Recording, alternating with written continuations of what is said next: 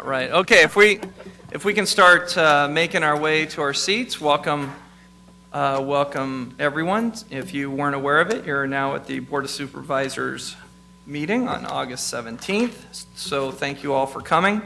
As always, we are going to start with the invocation and Pledge of Allegiance. So I'd like to ask my colleague, Steve Chukri, to make a couple introductions. Thank you, Mr. Chairman. And today we have Phoenix Councilmember Jim Waring here to do the prayer, and I appreciate Jim being here. He said he would keep it under 30 minutes, which we all appreciate. And then our very own and one of our great talents here in Maricopa County, Stephen Good, will lead us in the pledge. Great. So if we got all, please rise.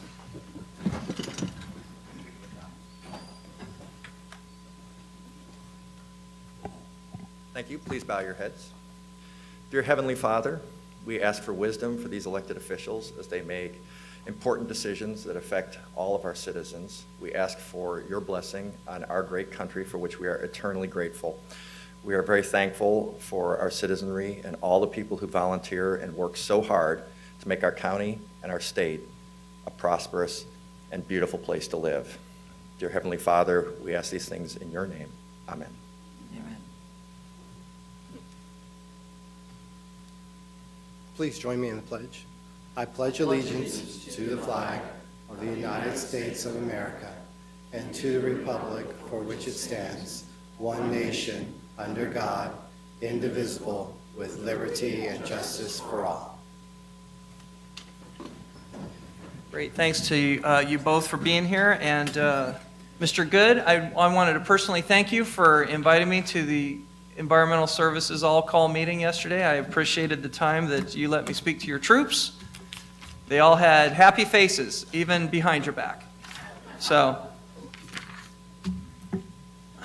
Fran, roll call. If you could please call the roll.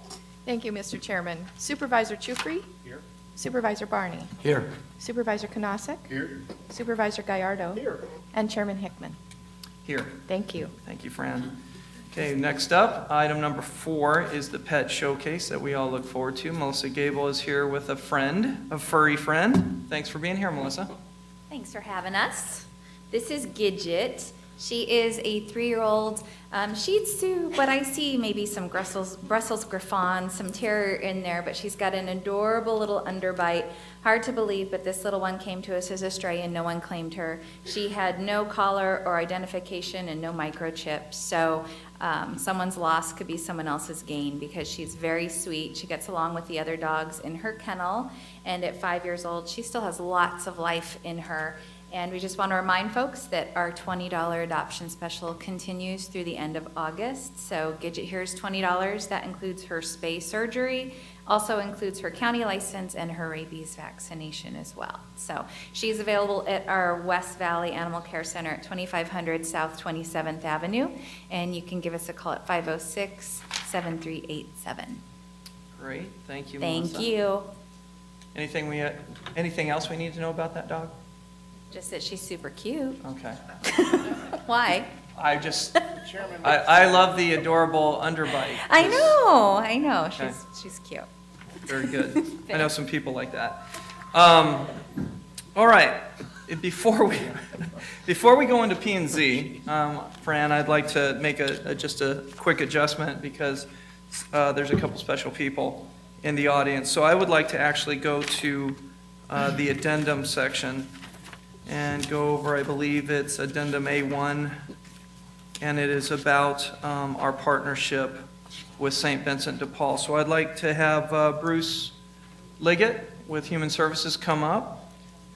Hopefully he will introduce a couple people that have come today. Mr. Chairman, for the audience, I believe this is on page 35 of your agenda, and it may be A2, the one with St. Vincent de Paul. Yeah, A2, on the A2 on our page 22, but page 35. So under Human Services, A-2, the contract with the Society of St. Vincent de Paul. Go ahead, Bruce. Thank you, Mr. Chairman and members of the board. I wanted to just take a brief moment to kind of provide some background in this agenda item and then introduce some guests we have here today. So first of all, explain the work of both the Funders Collaborative and then what we're doing with this contract before you. For years, as you know, there was a temporary shelter operated in an unsafe building and then later expanded to an adjacent parking lot. And Maricopa County, with the city of Phoenix and others, came together to begin to address this problem. With funding we had, with funding from the IDAs of both the county and the city, we were able to move that into a better location at Lodestar Day Resource Center and St. Vincent de Paul, where people were being provided not only safe shelter with mats and clean blankets, but were also engaged by professional staff. With this new approach, we learned a lot. And while we originally took this over, we were serving 440 people a night. Over a 12-month period, 7,000 different people used that facility. So we began to learn more about who these people were, what their needs were, and what the right intervention. Now, since July 1st, the county has been the sole funder of the overflow operation, and with funds running out, the plans were to begin to phase it out. But St. Vincent de Paul came forward on their own initiative, offered to continue to operate a temporary overflow shelter in their building at a greatly reduced cost, allowing us now to extend it from September 1st through February, the end of February.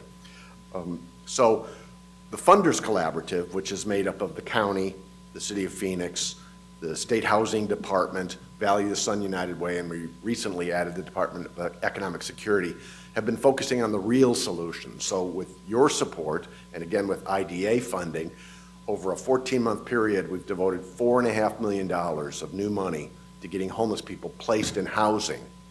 And we've placed almost 500 people in that period of time. So that's an amazing accomplishment. What we found there is that we're making an impact. There were about 440 people a night when we took it over. Now it's down to 340 people a night. But we've made 500 placements. The data shows that homelessness is going up in Phoenix and in the county. So had we not made those 500 placements, how big would that population be down at the campus? So we are making a difference. It's trending in the right direction, but it's a huge issue. So what the funders now who are part of this contract, each of us will be dividing the cost to continue to operate overflow for the number of people who've been sleeping indoors. There's not sufficient money to take care of the people who've been outdoors, choosing to stay outdoors at night. And that number varies. A few days ago it was only 53 people. 4 days ago it was 100 people. So those are the most transient groups, the people that are sleeping outdoors. The four funders who are equally sharing this are the Department of Economic Security, Department of Housing, United Way, and the county. So the plan is over time to focus on who we serve in that setting and to focus on the most vulnerable people, to focus on veterans, people with disabilities, and people who are willing to engage with us to get the permanent solution, which is housing. So we're working on a whole lot of issues to try to make the system that addresses homelessness better, including the governance on the campus, data collection, which is really important to understand what the needs are. So I'm really pleased with this next step. I think it's important. It's going to allow us to continue to make a difference, and it wouldn't have happened without the folks from St. Vincent de Paul who've been so easy to work with and have such an amazing organization. So in the audience, we have the Executive Director, Steve Zabilski, and the Chief Operations Officer, Steve Atwood. Maybe you could stand. And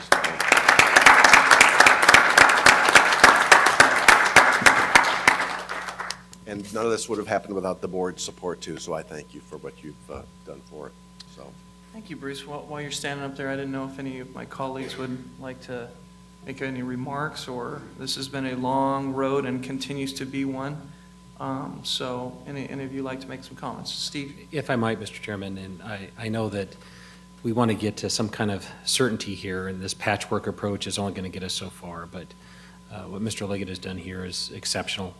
Mr. Zabilski and the team over at St. Vincent de Paul, to call them a partner is insufficient. I think they have been family in this case. And as someone who's visited the campus, both campuses, I think this is terrific. And I think we're doing our part the best we can, but if St. Vincent de Paul didn't step up, we would have found ourselves in quite a quandary. So this is bigger, I think, than just an agenda item A2. When you see what we're going to be able to accomplish and house these most needy individuals. So I thank all of you for your fine work. Thank you, Mr. Chairman, and I too would like to add to to Mr. Shukri's comment, just thank you, Bruce, and your team, and thank you, St. Vincent's. Been out there, right? I saw firsthand of the people that were taking use of the facilities and taking use of even the outside areas, and it's remarkable work that's being done out there, and, you know, I wish you all the best, and whatever we can do to help from a board standpoint, I'm there. But it is truly remarkable, the work that's being done, and once again, just thank you, St. Vincent, for exactly what Mr. Shukri indicated. You've been part of a family more than just a partner, been part of this family to help resolve some of the issues, so thank you so much.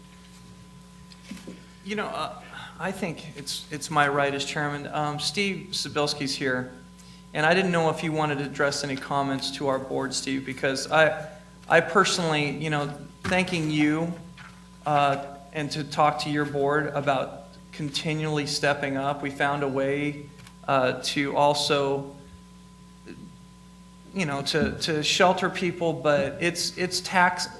Let's just figure, it's taxing on your people and your board and everyone else to take part in something like this, and you guys came back and even at a more reduced rate, just so you could be a part of the solution and continue to buy us some more time. You're not at these meetings very often. We hear quite often about the homeless pet situation. But we have a homeless people situation that's chronic, and we as a board have been trying to throw every effort we can to solve county problems while we're here in this, as Denny says, in this brief space and time to try to solve these problems. So I just didn't know if you wanted any remarks, because you certainly have earned some time with us to make a few. Well, thank you, Mr. Chairman, for your very kind words, and members of the board. I think I know all of you quite well. You've all been down to St. Vincent de Paul many, many times for many years.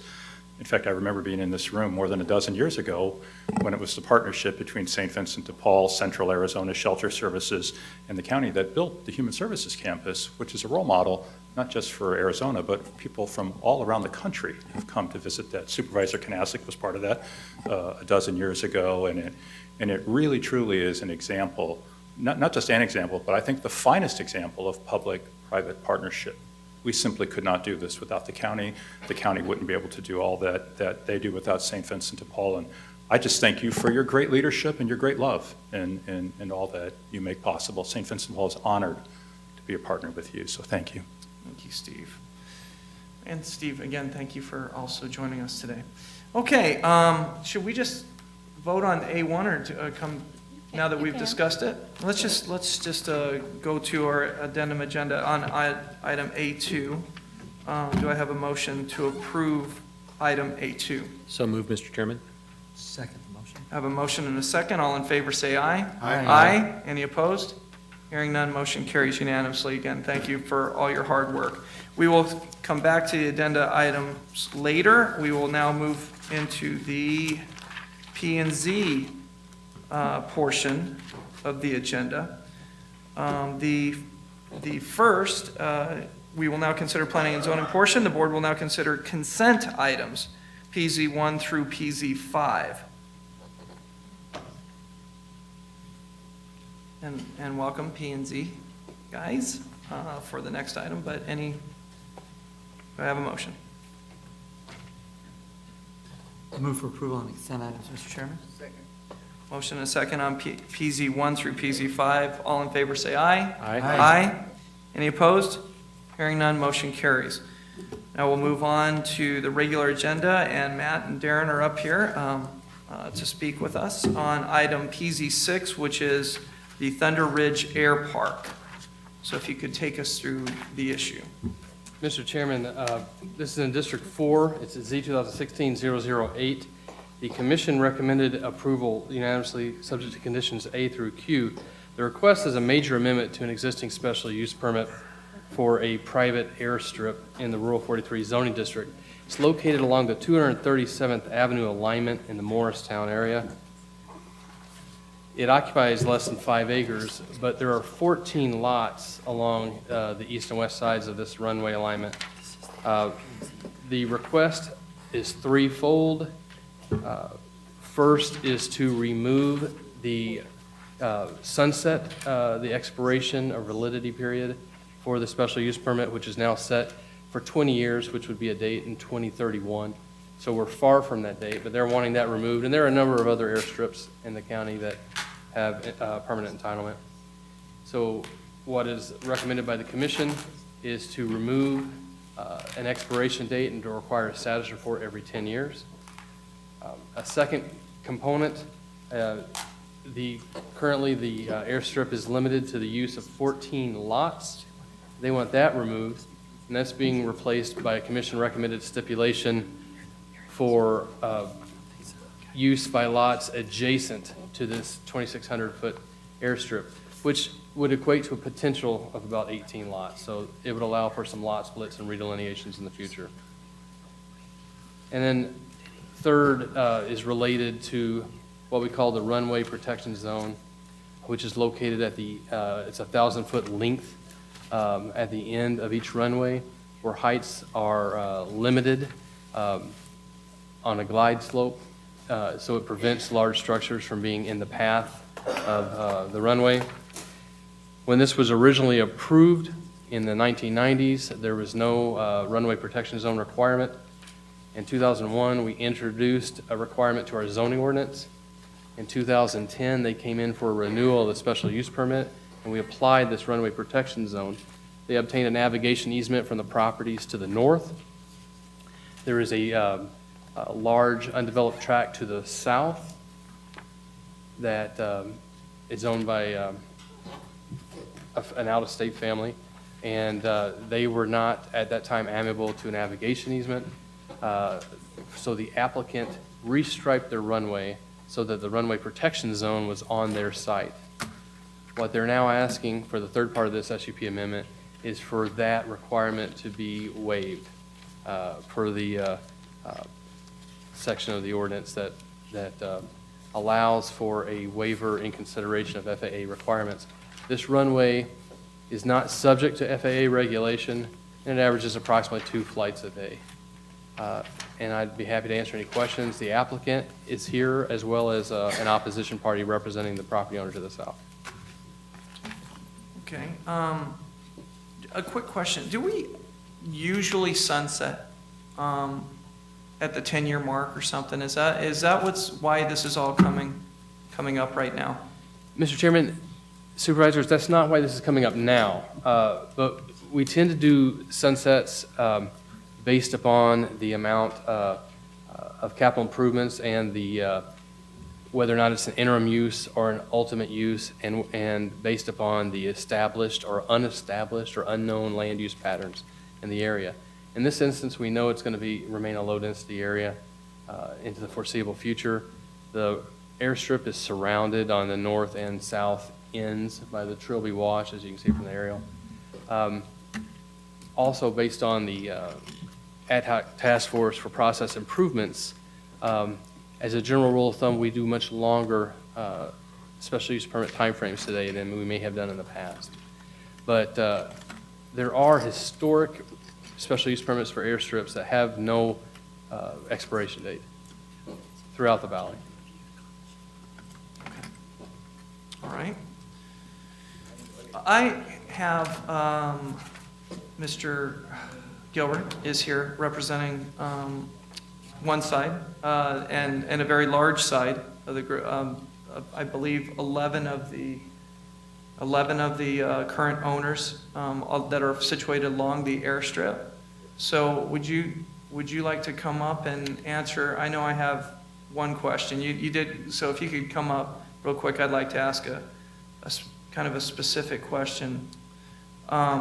You came in and you brought in a landowner as well and showed me the map and the wash and everything else. And you also specifically pointed out the landowner that is against this issue.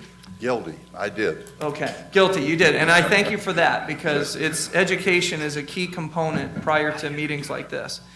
My question to you out here in the public space is this. If we go along and grant this waiver, doesn't it give the person that has the piece of land adjacent to that airstrip now the ability to engineer that piece of property to a point where they decide to come to this board and ask us, hey, you know what, now I need to put up a 3-story house or something else that will now fit that property. I'm just wondering if we do this, how are your landowners going to feel if all of a sudden we put up and grant, due to their property rights, grant something that might not be so conducive to an airstrip, but might be totally within their rights to do? So I just want you to carry me through that one for a second. Sure, be glad to do so. For your record, my name is Paul Gilbert, 701 North 44th Street. We understand that there is that possibility. We have 2 responses to your question. One, it is a very remote possibility because the area is surrounded by the AE zone floodplain. So to get a permit there will be very challenging, very expensive, and very remote. Secondly, that's a risk we're willing to take. We understand we may need to make some adjustments if that 3-story home, which again I think will never see the light of day, but we'll take that risk. We're very cognizant of that possibility, and we understand that could possibly happen.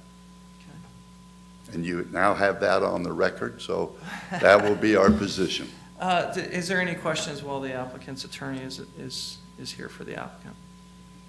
Mr. Chairman, so to your earlier question, this is really specifically that you asked Darren about the waiver. And that's what I think the opposition party will probably speak to. Do we grant the waiver, as is the right of the board, or as one of the 3 requested amendments to this SUP or not? So I think the other 2 issues seem less objectionable. So I think your question is spot on, and where we have the applicant on the record suggesting that they're not concerned about potential risks, remote or otherwise, that could come by removing the protections that are afforded, if you will, by the RPZ and the OFZ, whatever that means. I'm impressed, you know the initials. More acronyms in government, Paul, that's all that it is. But there is certain protections there, and they're asking to waive those in favor of other conditions on the property. So I'm comfortable with it, and Okay. I think that's the issue that we need to really kind of vet today as a board. So Any other questions for Mr. Gilbert? Because I will ask the opposing group if they would like to speak, if they choose to. Fine. Before I sit down, I'm hoping sometime in the course of this hearing, maybe I'll wait until the opposition speaks, which is fine with me. I'll have an opportunity to. I will grant, yes, I'll grant you the opportunity because I don't know if there's any other questions. When we have somebody here that has legal representation, I'd like to hear just both sides of the story prior to coming to a vote, and I will definitely give you a chance to talk. You're the applicant, so you have, I believe, first right. So, Fine, thank you. sure. Sorry. Let me try and get this set up. For the record, I'm Sam Coppersmith. It's 2800 North Central. Let me do the boring part first, which is make a legal argument that I know isn't your forte or will necessarily work, but I need to do this for the record. The key sentence here is the provisions can be waived for an airport under FAA or Department of Defense regulations, subject to those regulations. Staff's now saying this means that you can waive the requirements for the special use permit if you comply with FAA or DOD requirements. They've even come up with a mythical comma that should have been in there. But this doesn't make sense. First, there's nothing in the staff report that they looked for any FAA or military requirements. They just looked on the ordinance and just assumed you had the right to waive this for any airport. Second is the FAA and the Pentagon don't really care about local zoning. I mean, they're the federal government, the Supremacy Clause applies, and it makes sense that you don't want to be in the business of zoning airports that are regulated by the federal government. So it says you can, basically, if you need zoning for some reason for one of these airports, you can waive it for those, but it doesn't make sense that you waive it for airports that they don't control. This is the kind of interpretation you do. I think I know what happened here, is the applicant missed this, staff missed this, I missed this. I was just out of town for the commission hearing, and I asked a young lawyer at our firm to handle it, and he's like a year or two out of a judicial clerkship, so he read the statute. What zoning lawyer ever reads the ordinance? And he caught the fact that as a matter of statutory interpretation, this doesn't work. This is the kind of excuse this is the kind of interpretation you come up if you're caught with your pants down. Honest officer, she's my niece. Anyway, that's the legal argument. And deep down, I think staff knows this. I think you're likely to see a text amendment to kind of clear this up and to change language in future cases, at which point this argument goes away. So let me go to the merits, because I know in zoning what's logic have to do with it. So if you do this, and, oh, good.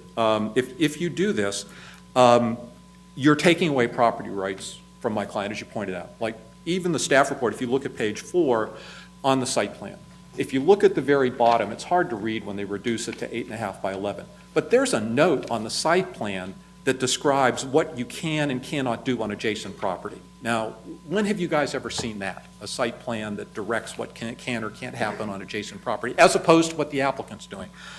Second, the wash, as it runs through here, isn't necessarily permanent. I think staff is confusing what's the floodway, where you can't build unless the wash changes, and the floodplain. The Partons and the Fishers, who are up here, have houses and their hangars in the flood plain, not the floodway. They're just elevated above the flood.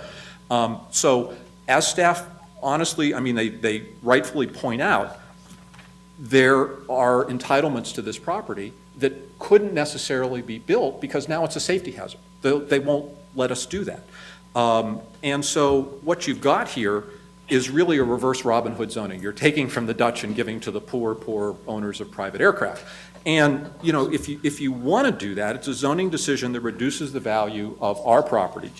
And under state law, we would have the right to submit a claim. Now, it may be remote. This development here may be years out, and I admit that. It may take, a lot of time to do this. This is an area that hasn't quite boomed yet, but it could in the future, and we have the right to make a claim. And if the applicant's willing to take the risk, at the very least, if you're going to pick winners and losers here, that, they win and we lose with respect to who gets to exercise their property rights, at least add a stipulation that they would reimburse the county for any compensation and cost the county has to pay to us for the reduction in value for our property when we make a claim.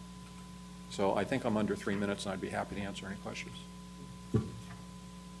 Any questions for Mr. Coppersmith? Mr. Chairman? Yes, Andy. And I'm sorry, I'm probably even less up on this than Mr. Coppersmith. I think you said you were out of town for a hearing, but so your clients that you represent own everything to the south to Grand Avenue? Yes, and actually here, sorry, I thought we were done with the chart. Sorry about that. No, that's okay. I'm glad it's useful. This is her property, so it runs along, and then she's got that parcel as well. It's bisected by Grand Avenue, so this is all of our property. And So right now, the safety zone's over their property, and what you would do is essentially move 1,000 feet to the south, and the safety zone would be over our property. I mean, there wouldn't, let me be absolutely clear about that. Staff is saying, well, there won't be a safety zone, but the safety issue doesn't go away. Mm-hmm. Okay. Mr. Chairman? Doesn't the safety issue already exist because it's a non-conforming use? It's been in operation for almost 20 years? Yes, but under the current special use permit, the runway is striped so that the safety zone is entirely on their property as required by the text of the ordinance, where it says basically the safety zone should be located entirely on the same lot or parcel. So they have configured the runway so the safety zone is on their property. What this does by dropping the safety zone is there's no official designation of an OFZ or RPZ, but the safety issue doesn't go away. Right. Mr. Counselor, what I'm speaking to is that issue. If you're coming in your airplane and you need to land, you don't care where the stripes are. You're going to land on the runway. It's 2,500 feet. The safety issues are there irrespective of where the striping is or this ordinance. Well, and they've been there, and they were there before to that extent. property. But to keep this, to keep the safety issue from happening because you're moving it out there and you're allowing them to use the runway and essentially what had been the 1,000 feet that was their zone of protection on their property, you've now shifted that to our property, where basically we can't build on that. We can't plant trees the way any other property owner would. One of the questions I also had, thank you, Mr. Coppersmith. One of the questions I also had for our county attorney's office was the question I had of, does the Board of Supervisors have that right to grant the waiver? There was some question about that. So can you guys talk us through that? I just want to make sure. You had sent me an email, but I would like the board to know that that issue was talked through. Yes, Mr. Chairman. I'm Bob Swan, Deputy County Attorney, and I work closely with the Planning and Development Department on their issues and usually attend these hearings, although not necessarily sitting at the table. I think the focal point of this is the one sentence that Mr. Coppersmith had in bold on his placard there, which says the provisions of this paragraph may be waived for any airport subject to Federal Aviation Administration or Department of Defense requirements.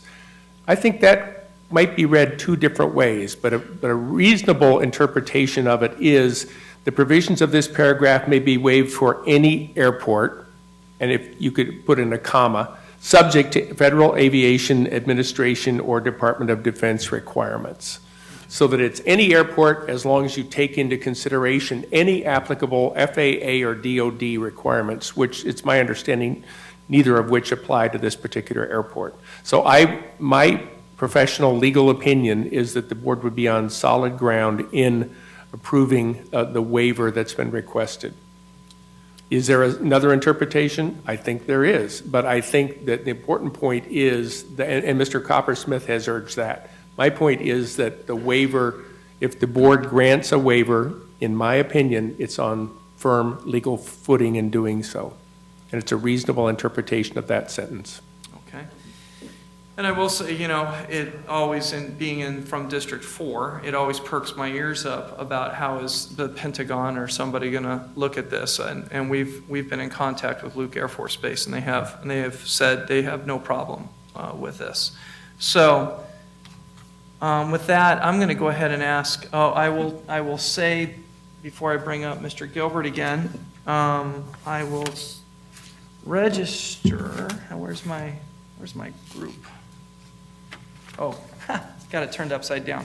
There are people here that do not wish to speak, but I want to recognize that they are here. They are speaking in favor about this issue. Miss Rita Wickstrom is here today, in favor, not wishing to speak. If I got that right, or grab me if your thoughts have changed. Mr. Otto Bischoff is here today, does not wish to speak, but is in favor. Miss Tina Graham is in favor, but does not wish to speak. Mr. Jimmy Graham is here in favor, but does not wish to speak. Miss Cheryl Anderson is here in favor, does not wish to speak. Mr. or Mrs., Miss, or I'm assuming Mr., you can throw something at me. Peyton Anderson is here. Miss Peyton Anderson. Sorry, Miss. That name, So thank you for being here, and thank you for joining us. Does not wish to speak, but is in favor. Mr. John Anderson is here with us today, in favor, does not wish to speak.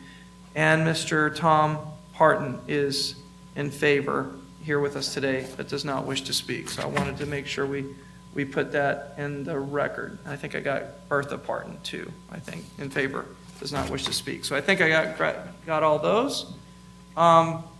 Mr. Gilbert, you're the applicant, so you get to speak last and ask any, or try to answer any questions that Mr. Coppersmith has brought up to our attention. Thank you. I appreciate the opportunity to do so. I'm going to ask for a little sympathy. I did a good job of asking for all these people who are in support not to speak. So it could have been a lot longer meeting. So I just point that. And I can see the passion. Okay. And you can. They're all seated here, so you get a feel for who they are. and I'm hoping that my brevity will be rewarded. But let's go on to the merits of the case. Just real quickly, I think as we reason together on this application, it is extremely important to focus on where this property is located. We're at a this map shows you the runway, and we're clear out on the Joy Ranch Road alignment and west of 235th Avenue. So this is a very remote area. The chances of this area developing in the immediate future are rather Spartan, and I think that past development would vindicate that assessment. I think it's also important to focus on the posture that this case is in. We're here with one, community support, we have staff support, and we have a unanimous approval from the Planning Commission, 6-0. I think it's also equally crucial that as we focus on this case, that we take just albeit myopic, but a quick look at the history that has gone on. The original SUP was approved in 1996, and over the time, this area now has been developed with a lot of lots. Now, we've heard a statement that the Trilobite Wash may not be there forever. Well, that is a very interesting observation. It's been there since 1976. It was there in 1977 when we built. It's there in 2016. There's been no change in the Trilobite Wash over all that period of years. To suggest that it may change, I think, is a naive and inaccurate predicate. A couple of more things on the history. It's important that we focus on the fact that when we were originally approved, we didn't have to do a runway protection zone, and we didn't have to do an obstacle-free zone. So we got approved. But for the fact that the use permit, special use permit expires at the end of 10 years, we wouldn't have even had to come back here. We would have been a non-conforming use. So the county changed the ordinance and the requirements after we located there in reliance on the special use permit. I think it would be a terrible travesty of justice and fairness if we were not allowed to continue the use. A couple of other things.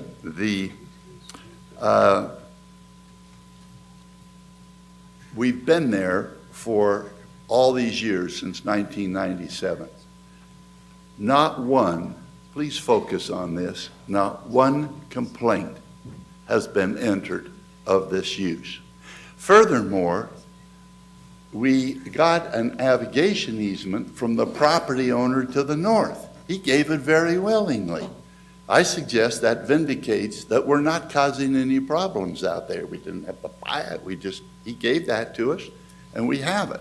We can't get it from the property to the south. Now, we tried to buy it, and the response we got was, well, yeah, but you got to buy all 100 acres or something that we own, which was also prohibitive for us.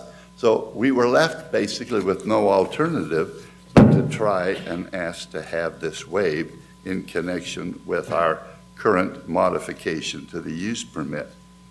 So I'd like to just quickly go through 7 quick justifications. I know but remember, you're not hearing from any of those neighbors, so I'm moving along, Mr. Chairman. I hope you'll be patient with me. All right.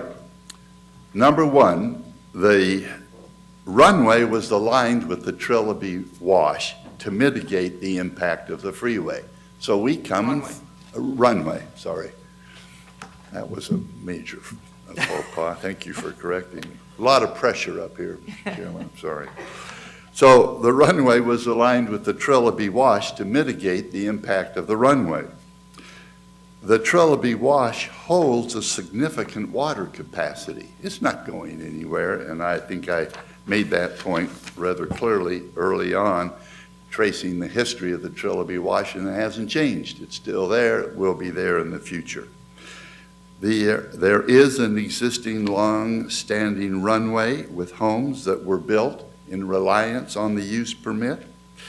There have been no issues with regard to the runway use. We're not planning any changes from what we've previously been approved for. And I'm going to skip a couple of these points and then just basically get to the historical analysis. I'm coming back. I'm sorry this is a bit redundant, but I can't emphasize enough that Trilby Wash is there. We align on it, and it's not going anywhere. So the problem we face, and I think it's ironic that the opposition brings up safety as a reason not to grant this request, because the runway's there. We're still going to land on it, but it's a much more dangerous landing for us if we don't get this waived. And if the wind blows and it's not entirely congruent with what we need, I'm not a pilot, so I don't understand the machinations and details of this, but if the wind blows too strongly, then we can't land. Then we got to go to another airport, fly there, and drive to our site. So if you're talking safety, the safety is promoted by allowing this waiver that we're requesting, because if we try to land there without it, it's going to be much more difficult. We shortened the runway, tried to avoid this, and the plane just didn't work. The last thing I want to point out as far as these justifications go is the amount of flood zone that is in the immediate area. On this PowerPoint, indicated in blue is the area that constitutes the AE flood zone. Can't build in that. And if you see this little strip right to the south of us is the only area they can build in. So when I say the chances of building there are remote, this illustrates that, I think, rather forcefully. So we're requesting the minimum amount that we need to continue this use. Quickly, as noted, Luke Air Force Base has no objections and the FAA has no objections. So we're left with now the legal argument. Let's take a look at that. I'm going to run through that very quickly for you, but I will tell you in my very careful analysis of this, I think there is no question at all that you have the authority to grant this waiver. Let me give you that reasoning very quickly. We're here for a special use. The special use ordinance says, and this is its purpose, may include variations of the standards and requirements of the underlying zoning. So you have the right in a special use permit to give this waiver. That's what the special use permit's all about. You don't have or a need for a special use permit if it's allowed under the ordinance. That's why the special use permit was installed. So, secondly, my opponent indicated the paragraph under Article 1111.3. Let's look at that. The provisions of this paragraph may be waived for any airport subject to FAA or Department of Defense requirements. Okay, that's what it says very simply. But this provision does not specifically limit to only FAA or Department of Defense. That sentence allows the staff to approve and not require this provision without the need to go before the Board of Supervisors. If, however, we're not regulated by FAA or the Department of Defense, then we do have to come before the Board of Supervisors and get your approval. That was clearly the intent. Now, if there was no intent, or if there was an intent to say the board can't waive this, then you have a plethora of instances in your ordinance where you've incorporated language such as, just because to liven the presentation up, I've gone to the sexual regulation ordinance here, but in that ordinance it says, this requirement shall not be waived by the board or commission. if you intended to not allow us to have a waiver with the special use permit, the statute could have used, or ordinance could have used that language. Here it did not. So then the last point in his correspondence to you, Mr. Coppersmith says that we ought to seek a variance and that that's the proper way to go. Well, let's look at the history of this case. That's where we started. We tried to get a variance, and the staff recommended, under the direction of the county attorney's office, Mr. Wayne Peck, who, by the way, I take great pleasure in very few times in my career have I ever been able to quote Wayne Peck for something that helps me, but in this case, it does. And he recommends that this case be withdrawn, and basically the staff has said then the only other alternative is the special use process. So this is not detrimental to the neighborhood. You have the authority to do it. We tried to do the variance, that didn't work, and we're directed to come before you and use this process. We understand the risk, Mr. Chairman, that you've pointed out. We think it's minimal, but we can live with that. We've said that on the record. So you have everything before you, I think, that gives you the predicate and information you need to approve this special use permit request. Thank you. Okay, thank you. And I'm very happy that all of the landowners are here watching your paid attorney do your bidding for you.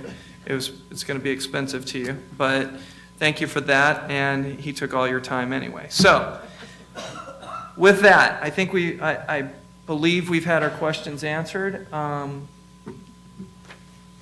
Unless there are further questions. Mr. Chairman, I'd like to make a motion with the comment, move that we move for approval of this amendment is recommended by the Planning and Zoning Commission. The comment would be, I think that we do have, Mr. Coppersmith has made a good argument, and that's been affirmed by our legal counsel. There is, in some respects, lack of clarity in a narrow part of the ordinance. But I think there's other areas where we have an abundance of clarity, which would have me in support of this. And I think the reality is we've got a use that's been here, that was here before the adjacent property owner purchased their property. This is a 404 wash, which, if you know anything about land planning, doesn't move. It just doesn't relocate. And because of that, and the fact that the two areas that would be subject to the waiver, I think, effectively overlay on the property in a way that doesn't have the impact to the extent that the opposition's counsel suggested. And I think that we do have public safety issues. I would be in support of this motion. Before I look for a second, I'm going to take off my chairman hat and go into District 4, the representative of this area. So I want to thank you all for coming and being here. The issue that is most important to me is we have a long-standing runway that's built to land personal aircraft. And it's crazy landing on a windy day that you have to try to hit a line, to me, that's going to create more safety issues. And I don't want to see anybody die out there because they're trying to fit into that part of the regulation. I want you guys to land and get back home to your family safety. And I think it was built that way. And I think that runway was built that way with the exact orientation towards that 404 wash. That's your safety zone. I hope you always hit the pavement. So that's the thing that gives me great pause. I don't want to do sausage make this thing to death to then create a safety issue for you guys who are using that runway. So I'm inclined to support it as District 4 supervisor, but I don't know if I can make a motion. I don't think I can second the motion. So we got a motion and a second then. All in favor to grant the applicant's withdrawal or amendment to this? Mr. Chairman? Yes, Andy. I'm going to support the motion as well, but I think what it comes down, the main issue to me that leads me to approve it is the wash. I think that does provide that, Trilby Wash is not going anywhere. But as far, one thing Mr. Gilbert said about, if I understand the 1996 case correctly, those people that bought and built their houses didn't really have, shouldn't have made their decision that, the runway's going to be there forever if it had a 10-year use permit on it. So that to me, the nature of those use permits is so that we can come back and look at those issues again as development might occur. So with all due respect, Mr. Gilbert, that argument didn't move me at all. I think the buyer should have been aware of that fact when they bought their home, that it could have gone away. But I do think the wash, I don't think there's going to be a negative impact on the adjoining property. I think all things considered, that's how I come to the conclusion that I'm going to support this. I don't think it's a taking as described, so. Great, thank you, Andy, for that clarification. So I have a motion and a second. All in favor, say aye. Aye. Aye. Any opposed? Hearing none, motion carries. Thanks again, everyone, for being here. Okay, we will move to the next portion, which is under Clerk of the Board, items 5, liquor license applications 5A and B, person and location transfer for CVS Pharmacy and Welch's Garage, C and D, or special event license for Knights of Columbus and St. Catherine Greek Orthodox Church. Fran, is there anyone to comment on items 5A through D? I have no speaker slips for those items, Mr. Chairman.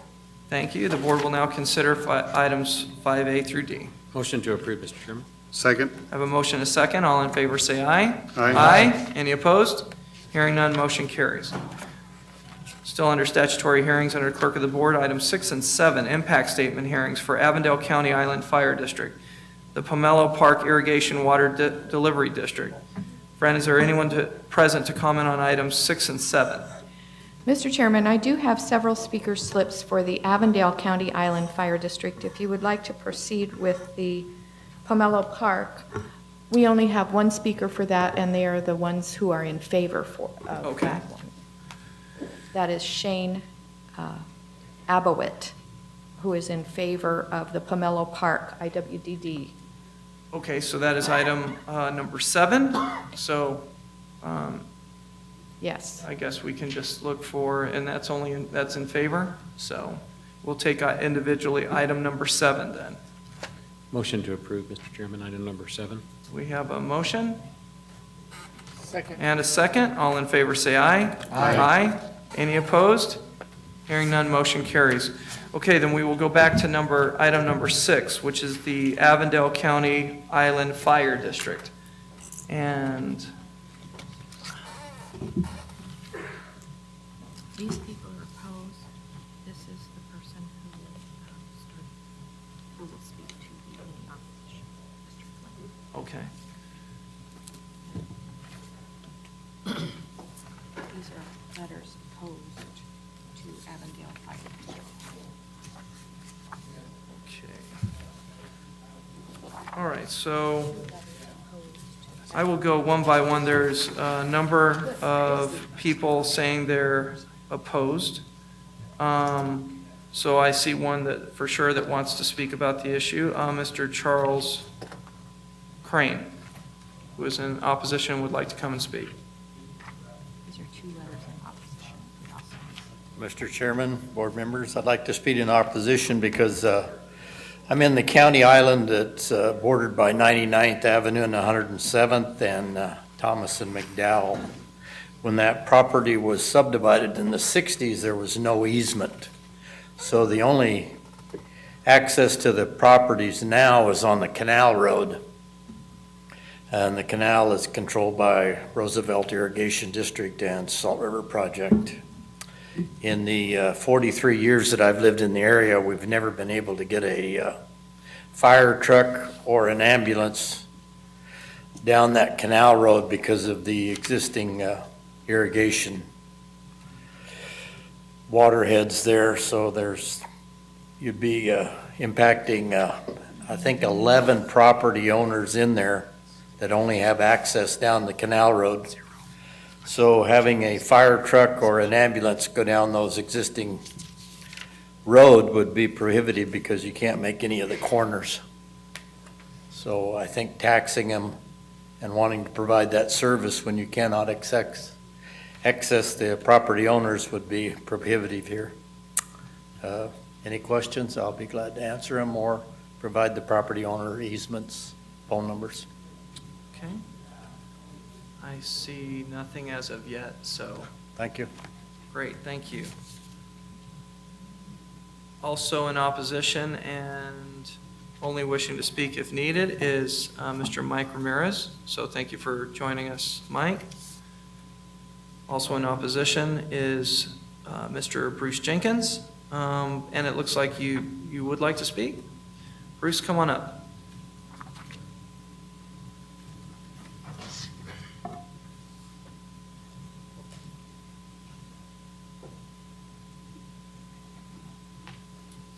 Good morning, thank you. My name is Bruce Jenkins. I live at 6242 South Avondale Boulevard, and I just want to say my dad was a supervisor for 18 years back where I'm from.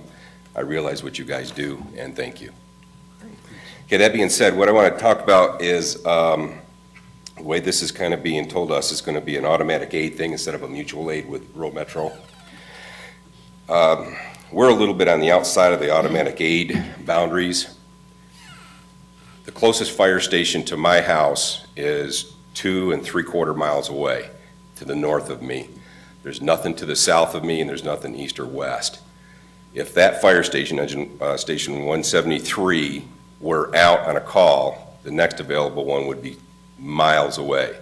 Automatic aid is usually put where you're about 7 miles in between each fire station. So there's nothing on the backside of me. Again, there would be a long response time. If 173 were out on a call, probably the response time would be not too much different than the rural metro call is right now. Now, granted, there would be some other closer ones, but if there's a fire, the way I understand it is rural metro, if there is a fire, they will call for mutual aid, and then the corresponding closer fire engines will come. So that cuts down time. The other part of this is there are no hydrants by my house. Fire trucks and municipalities carry 500 gallons of water. They may or may not be able to put it out. What they would need then, instead of the fire hydrants, is a tanker truck. And to my understanding, the city of Avondale does not have a tanker truck. Tanker truck will carry 2,000 or 3,000 gallons of water, basically a portable fire hydrant. So the difference in cost between the rural metro subscription and this tax for the districting of it, I'm not sure if it's going to be well worth it unless there were some more amenities to us out there. There's a closer fire station out by PIR. If we had fire hydrants out there, I could probably see this would probably behoove us a little bit. But right at this point in time, the addition in cost, I'm not sure if it would be worth it and the taxation of it. Okay. Any questions for me? No, sir. Thank you. And thanks for the kind words about being a supervisor. And thank you to your dad for his service. Now we have Robin Maddox. Did I get that right? Robin? Yes. Nice to see you today. Nice to see you, thank you. All I'd like to say is that I live at 124th Avenue in Southern. I've lived there for 55 years. I'm not opposed to fire service or ambulance service, but the cost is quite a bit more than rural. And my big problem is now is my neighbors to the east and to the west, about, I'd say 30 or 40% of them are retired people. And there's a lot of Hispanic people here. These people don't have a lot of money to take out of their pocket for additional taxes. I'll give you a good example. This week, they'd raised flood control from $1,800 a year to $3,000. Just to figure that, put it on your my $1,500 a year taxes already. Now we're looking at $4,500. Now you're going to put your taxes for fire department of $500 or $600, these people are going to be paying $5,000 a year, just taxes before they buy groceries. I just think it's a big strain on a lot of people. And that's about all I got to say is thank you. Thank you, Robin. Thank you for being here. Also in opposition, Mr. Louis Michelin.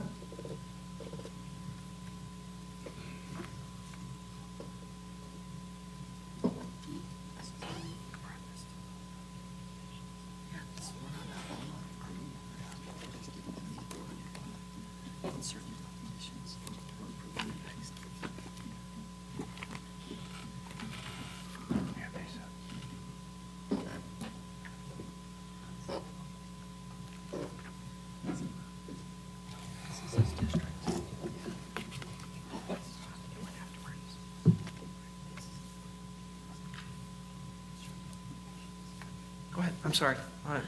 Mr. Chairman. Just Board of gathering information up here, so go, I'm sorry. Board of Supervisors, thank you for letting me express my thoughts. We, the people of the community of the proposed Avondale Fire District, strongly oppose the formation of this fire district. Number one, the cost basis is way, way out of line. My property, one of my properties, I have insured with Rural Metro right now, and in that packet that I gave you, there is an invoice for $216 that I pay annually for that protection. I called your office, talked to a young lady, I sounded like a young dude, named Lori, and she computed my tax on this fire protection to be $798. That's from $216 to $798 for the same piece of property. That's going to be added to my taxes. This is something that people out there, like Robin Maddox said, that they're on fixed incomes, people that are retired, people that are facing extra charges for being in the flood control district. They're going to have decisions to make whether or not they want to feed their families or they want to pay for a tax on something that they may not even use, especially at the rate that's being charged by this proposed district.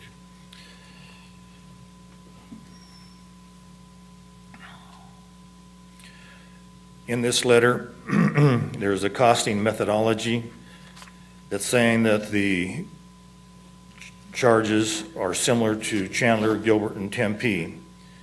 In there, I have property, a home in Tempe that shows the cost basis for fire protection at .58 per 100. I gave you a copy of this. It's right from your records. .58 compared to the tax structure that this company wants to charge us at 3.7483. That is 5.46 times, almost 5.5 times more for the same coverage. This is not acceptable. For the town of Gilbert, their tax is 2.70, and comparing that to the 3.7483, it's still 39% higher. This is not acceptable for people who are having a hard time surviving as is. I think we get the point. So there's still some list of people to get through. Okay. Is there a final point you'd like to make? Well, another point is that we are right in the fringe of being out of that fire protection area where they can respond within 4 or 5 minutes. I am anyway. There's other property owners that are further than me. And so this 4 to 5 minutes is only realistic if there's a fire truck available. Otherwise, we're back into the same scenario, paying 5 times more than what other fire districts are paying. Great. Thank you. Hey, thank you. Thank you for being here. Oh, also, you have a list of all the people opposing that, and I can look out here, and to save time and everything like that other gentleman did, If anybody that's opposed to this, that's from Well- our neighborhood, stand up and tell them. Well, no. You can't give direction to the crowd. Thank you for that. I appreciate it. I did see the petition signatures, so I appreciate it. Thank you. Mr. Chairman, just grateful for Mr. Michelin's comments and Mr. Maddox and others. I mean, there's obviously a lot of passion about this issue. To be clear, what our role is today is almost a ministerial action that has us approving the impact statement and then allowing you to go talk to your neighbors. We're not approving the district today. We're not authorizing the district. So all the points, I think, which are very good points that you'll want to consider as neighbors, as a community, is really what's going to happen from here. So the practice of the board, just to be clear, has historically been that we exercise our ministerial, or basically the authority that we get from the state, to allow you to go have the conversation. So today isn't about telling you that somebody is going to approve the district and you're going to get charged more money for services that may or may not be better. So we want to be clear on what our role is today. And so we're grateful you're here. This is not an uncommon response to these situations. We hear your voice. If this kind of commitment and unity is found in your neighborhood and your community, I believe that you'll go out and you'll be able to tell your story and you'll come to a conclusion together. What I would hate to do is, as a 5-person board, sit here and not give you the opportunity to have that conversation. That's all this is today. So I just wanted to be clear that we're glad you're here. We're grateful for the comments. We'd love to hear you all. You could all come up and say the same thing, and we hear you loud and clear. But today is just about authorizing this for you to go forward and have the conversation with your neighbors as a community. So it's not a foregone conclusion that this is going to happen. It's up to you whether or not this thing were to proceed. So I hope that makes a little bit of sense. I apologize for jumping in, Mr. Chairman. Well, no, I needed you to, Denny, because we do go through this, and as chairman, I'm trying to keep the meeting running. And before I ask for more people to come up and speak, looking at the addresses, usually I'm seeing items as they bubble up to the surface, and this is one that I didn't see because it's not in my district. And so I believe if Supervisor Gallardo would like to say something. And Mr. Chairman, thank you, Supervisor Barney, for clarifying. But perhaps we can hear from the fire district in terms. I'm getting there. Because I was under the impression that there was really no opposition. We even reached out to Rural Metro. They didn't have a position. And perhaps maybe this is a discussion that the fire district can even have with some of the citizens out there even now before moving forward. But I'd be interested in hearing from the fire district. Right now, there is not a district at this I know point. what, I mean, Okay. Proposed district. So I am going to ask Ms. Karen Carter. She put a question mark, so she's conflicted. There's no opposition or favor. She just put something in. Can I continue to move on and thank you, or? Yeah, I didn't even get a pager. I didn't know. So I'm here because of my neighbors. You have her come forward. Oh, then I'm happy with Maricopa County. I paid my taxes, I paid rural metro, I paid homeowners. Okay, you're gonna if you want to speak, you're either gonna have to speak for clarity's sake and plus on the record, into the microphone. But you did fill out a speaker's form. You just didn't put what you wanted to say.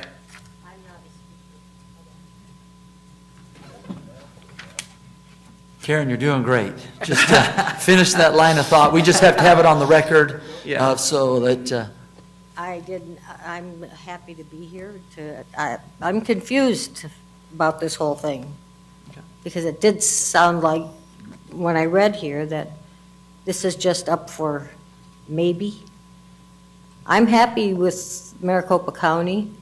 I don't really want to see Avondale move into my neighborhood and make more rules that I don't need in the first place.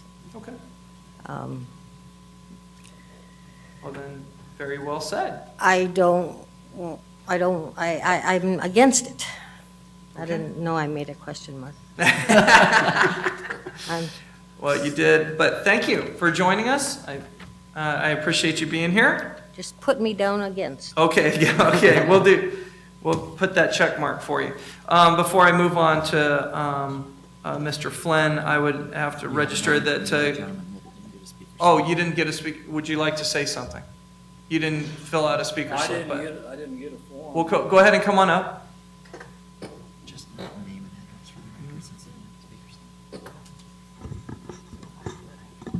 Yeah, I live basically at 109th and Southern on the south side.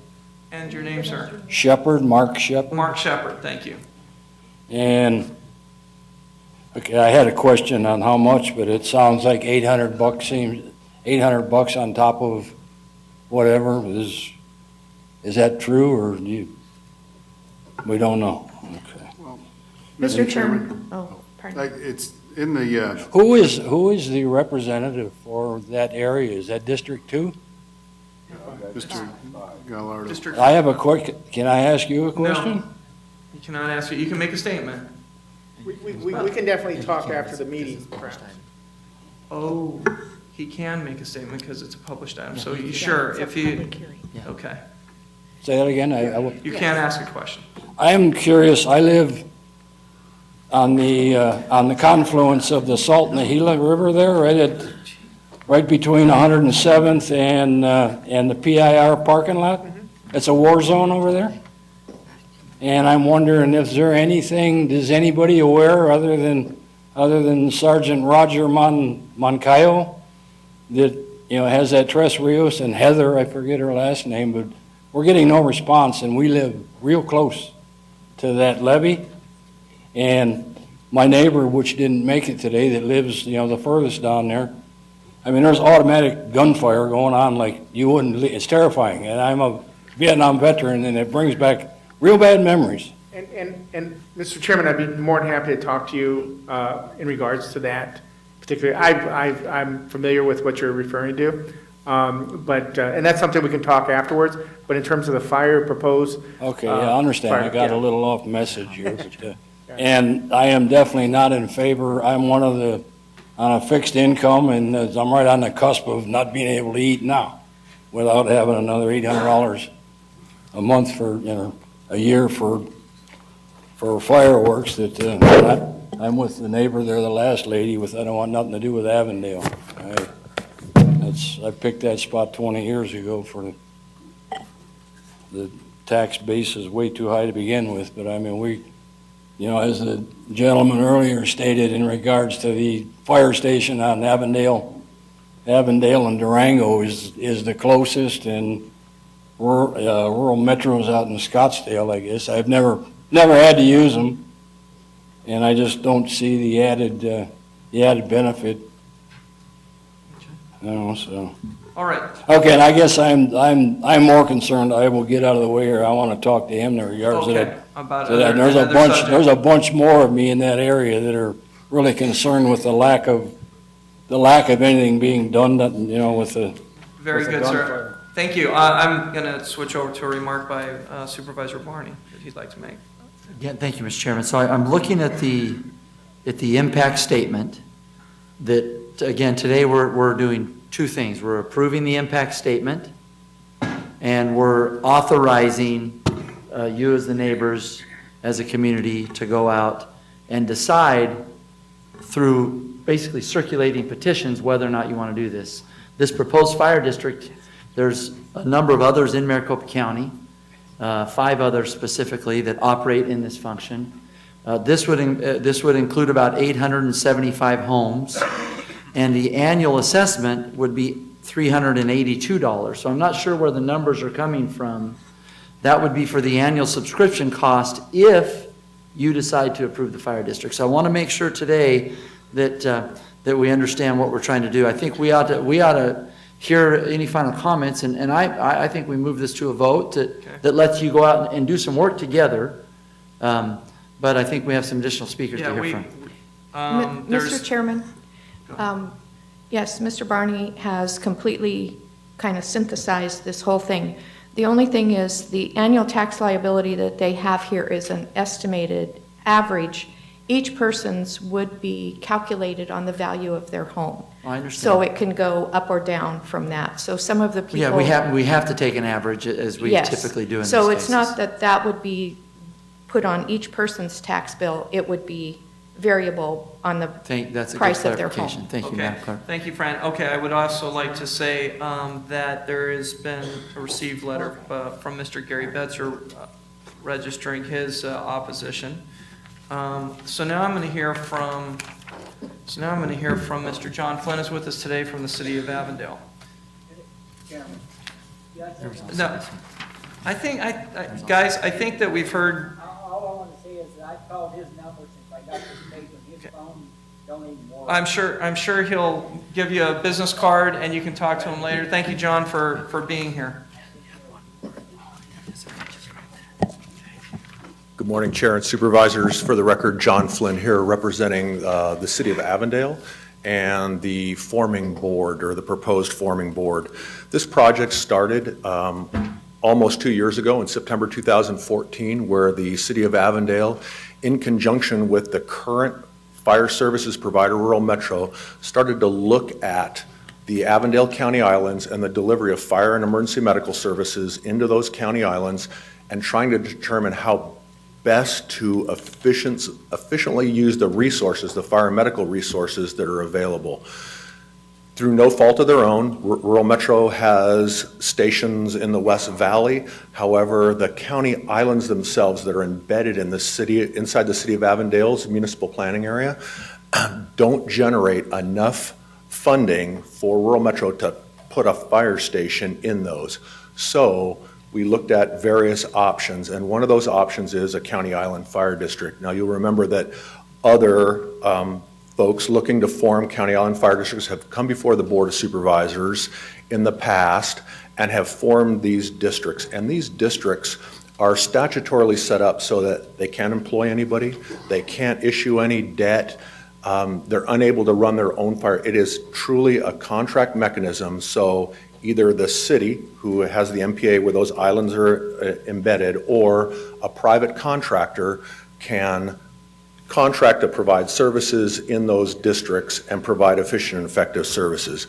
Unfortunately, the current private contractor, Rural Metro, facilities are far removed from the Avondale area. And what's happening is, over the years, is as they get calls, if they're critical in nature, they're having to go through a transfer process to try and get Avondale Fire and Medical to go, which Avondale Fire and Medical continues to do. The more efficient way to do this service is to do what Gilbert, Chandler, Tempe, Queen Creek, and Scottsdale have done with their embedded county islands, is form a county island fire district and allow, just from the initial response, that the city department would go to those county islands and deliver fire and emergency medical services. Those services are costed on a pro rata share.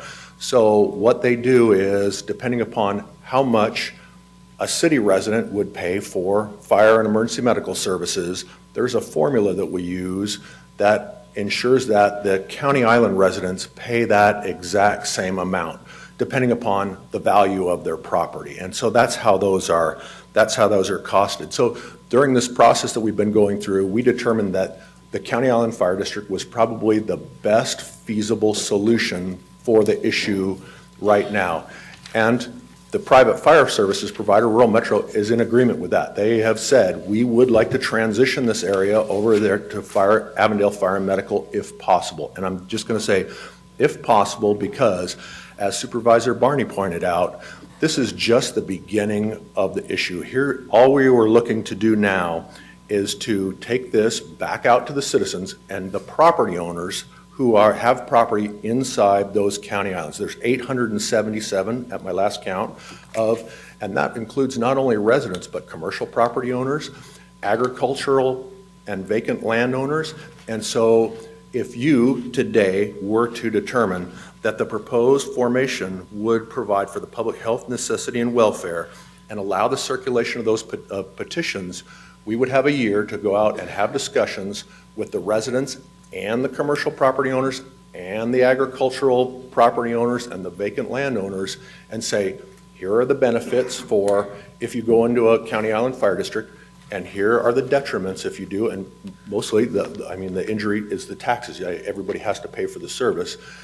And allow all 877 property owners to determine that. So unlike if we were going to a public vote at the polls, we would only get registered voters. Here, with the 877 parcels, we're allowing residents, property owners of residential properties and commercial property owners and vacant and agricultural owners to all have a say in whether they think that formation of this fire district would provide for the best services to the county islands. So the circulation of those petitions, if you sign a petition, you agree. Yes, we agree, we would like to have a county island fire district. If you don't sign a petition, that is a no vote.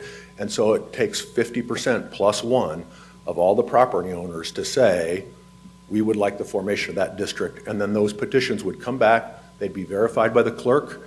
The clerk will set the actual threshold for the number of signatures that are required. If they're verified, then the Board of Supervisors would determine whether that district was formed or not. So this is just an ongoing, we've been at this for a couple years, an ongoing process to allow direct democracy and have the property owners determine we're going to form a fire district or we're not going to form a fire district because we either believe it's in our best interest or it's not. And with that, I'm happy to answer any questions, Chairman. And Mr. Chairman, I understand the process, and during these last 2 years of this type of discussion between City of Avondale and the proposed formation of a fire district, let it be rural metro, whatever, that type of discussion here, I hate to do this, but it's a small little public scolding. This discussion that you want to have now should have happened during that 2 years. These people should not be in this room looking for questions. A lot of these questions should have been dealt with in the community before even coming here. I was under the impression that everything was okay. We even reached out to Rural Metro. Where are you guys at? Is there anything I should know? And they had no position according to what I was told. But it's evident that there's a lot of concerns out there and a lot of unanswered questions that need to be taken care of. So I'm all for having this type of discussion. But these citizens need to be included. And unfortunately, this discussion probably should have happened before coming here. It didn't. You see the outrage right now. These people have questions. They need to be answered, and they need to be answered quickly. Please respond, and then we need to move on. I have one other thing to say, and then we've got to keep going. So thank you, Mr. Flynn. Chairman, to Mr. Gallardo's point, Supervisor Gallardo, the city had sent out mailers several times to all the known addresses in the county islands. We got a limited response back, just like the clerk notified on the. I would like Mr. Flynn, he didn't interrupt you, please keep your comments to basically nothing. I'm sorry. No, you can't. You're addressing the board. Notified that there was going to be a public hearing here today so that we could determine whether it was in the best interest to allow the circulation of petitions. And it's during that circulation of petition time when, as Supervisor Barney indicated, that we go out into those communities and have those discussions. And I'm all for having those discussions. And if the folks aren't in favor of the district, then they would vote no. Or actually, they would not sign a petition. And if there's enough of them to do that, then the formation would fail. And then, Mr. Chairman, just maybe a recommendation, moving on in the future, if there's going to be another process in another part of the county, perhaps this type of discussion should happen before coming here. I mean, get together a community room, a school, a coffee shop, wherever that place is, bring the community together, have this discussion. This way they understand the process as well and understand, if they have any questions, to get those concerns addressed as well. But moving forward, I'd hope that, you see the folks here. We have their names, we have their addresses. I would highly suggest sitting down with these folks, roundtable discussions. This way everyone's on the same page. They can make an informed decision if they want to move forward with it or not, but they definitely have some unanswered questions. And it looks like Mr. Flynn is ready to have those discussions, and here we are. So, Mr. Flynn, thank you for joining us today. Thank you for being here. Thank you, Chair Please make Supervisors. sure you give a business card to Mr. Maddox, because he says he has a non-working phone number, so make sure that he has the ability to talk to you. Also, I would like to, thank you. I'd also like to mention that Mr. John Slattery also sent a letter in opposition.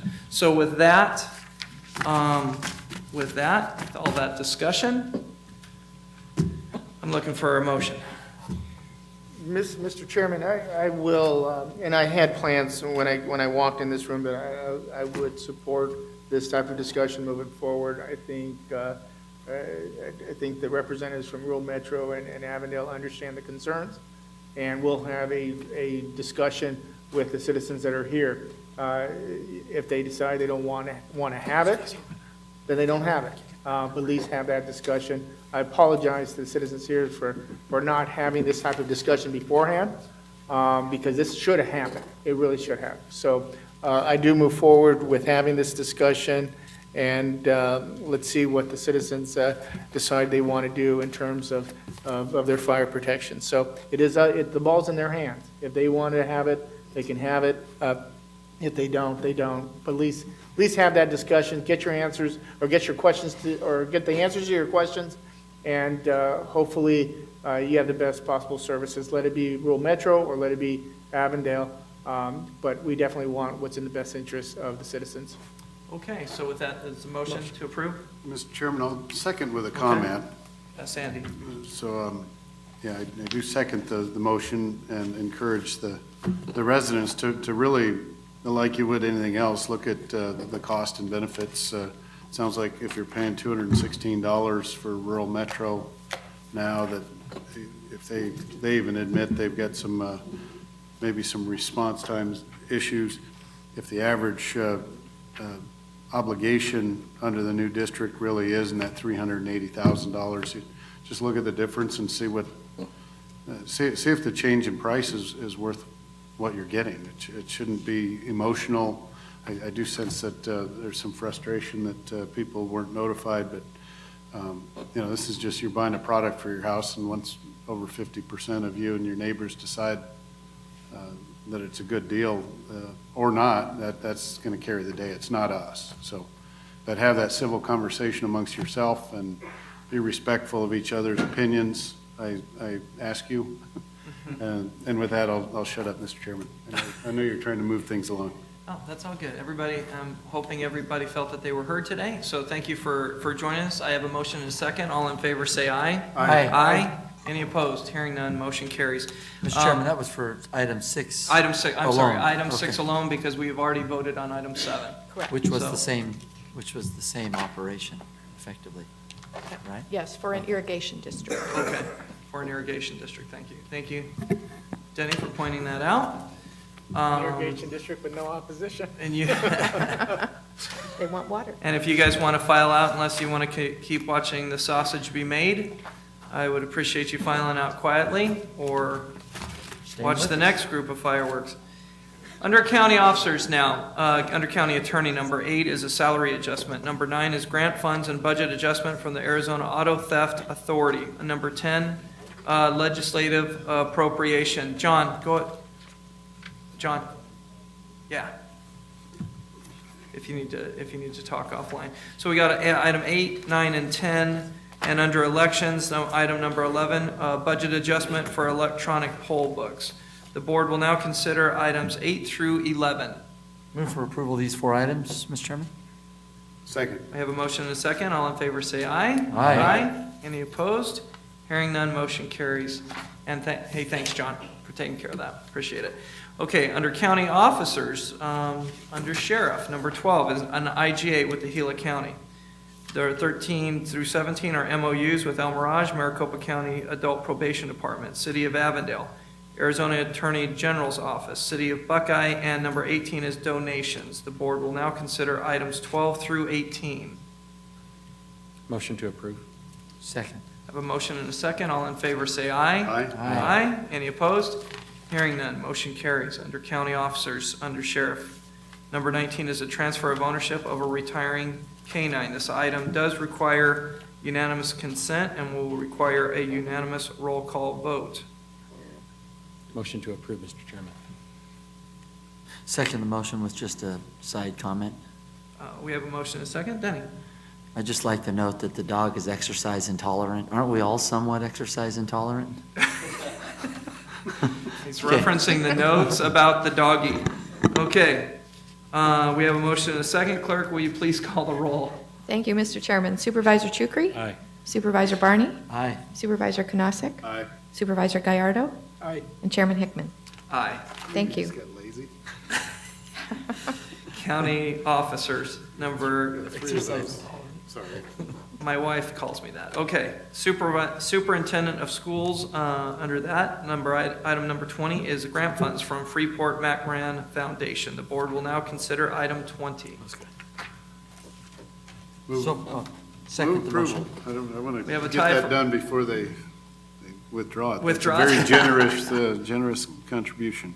Thank you to Freeport McMoran. Thank you, Andy, for pointing that out. So I have a motion and a second. All in favor say aye. Aye. Aye. Any opposed? Hearing none, motion carries. Under judicial branch, adult probation, number 21 is a permanent addition to fleet and exemption from markings and issuance of non-governmental license plates. Under Superior Court, item 22 is the appoint the Superior Court Commissioner as Superior Court Judge pro tempore. And number 23 is a transfer of funds. The board will now consider items 21 through 23. Motion to approve, Mr. Chairman. Second. Blue, you're trying to get Fran's. Oh. Okay, very good. I had a motion and a second. Do we vote yet? Nope. No. Okay, we have a motion and a second. All in favor say aye. Aye. Any opposed? Hearing none, motion carries. All right, under county departments, under air quality, number 24, withdrawal of Rule 140 excess emissions. Under animal care and control, number 25 is terminate an IGA with the Arizona Department of Corrections. Number 26 through 29 is kennel permits. Number 30 through 32 is New Hope agreements. And number 33 is donations. Do I have speaker slips? Mr. Chairman, Mr. Crowley would like to address the board on those items. On all? 24 through 33. Thank you. Blue, welcome. On the air quality, I'd like to point out that that is your responsibility, and that's more than just building roads and such. It means that we're supposed to have a better and a more intense mass transit system. But then I would like to point out to you, we've only had how many excessive air quality days in a row now? Is it a week or a week and a half? So it's 7 to 10 days. There are draconian measures that are on the horizon because of a lack of commitment by both the county, RPTA, MAG, et cetera, because what options do you have in your district, sir, than using the single occupant vehicle in yours? In yours, in yours, in yours. It's all the same. It's inadequate and inept. As to the animal care and control, one of the things that I would appreciate you guys doing when you do your little thing with animal control at the beginning of the meetings is it's stated in here on the New Hope document that we've had 29 vaccination clinics. That's real important to me, that the county is paying for those rabies vaccines, and the best way to stay ahead of that is to get people there, and you never announce it at the beginning of the meetings. As to the spay and neuter situation, there isn't any outreach anymore or anyone doing the feral populations. When I called on that, because I had a document that said, hey, call animal care and control and they'll get you in touch with somebody else, and they said, we don't have money and we don't do it anymore. So I believe that the best way to cut down and euthanizing both cats and dogs is to spay and neuter, and that the county should get ahead and start putting some money on the bucket and getting people both to the rabies clinics and getting spay and neuter done to a more intent and better level. Thank you for your time. I'll see you at 37. Okay, great, thank you. The way the day's going, I don't know if I've asked for a motion in a second. Move for approval, items 24 through 33 is published in the agenda. Second. Motion in a second. And then a quick question before we vote. On number, Joy, on number 25, to terminate the IGA with the Arizona Department of Corrections, we've kind of talked about that. I was just kind of interested on where we're heading. Yes, Mr. Chairman, thanks to your contacts with the Department of Corrections, they have actually, on Monday, started providing us with 30 days of free service, within which period of time we will work either to renegotiate this contract and put a new contract in place with them, or find some other alternatives. But thank you for your outreach, and they are currently working there in spite of this termination of contract. I'm sorry, Val, I've been asking that question to Joy, and I just didn't follow up on Monday to make sure that the crew showed up, but hopefully we can all talk as two government entities trying to get this thing figured out really quickly and continue to have clean shelters. So thank you for that. I have a motion and a second. All in favor say aye. Aye. Aye. Any opposed? Hearing none, motion carries. Still under county departments, item 34, correctional health, agreement with the Arizona Health E-Connection. Under finance, number 35, capital lease documents and declaration of official intent. Number 36, fill the gap legislation. Number 37, funds transfers and warrants. Under human resources, number 38 is market ranges. The board will now consider items 34 through 38. Mr. Chairman, just very quickly, on item number 36, we just need to announce that the backup has been amended. All of the information in the agenda is correct as printed.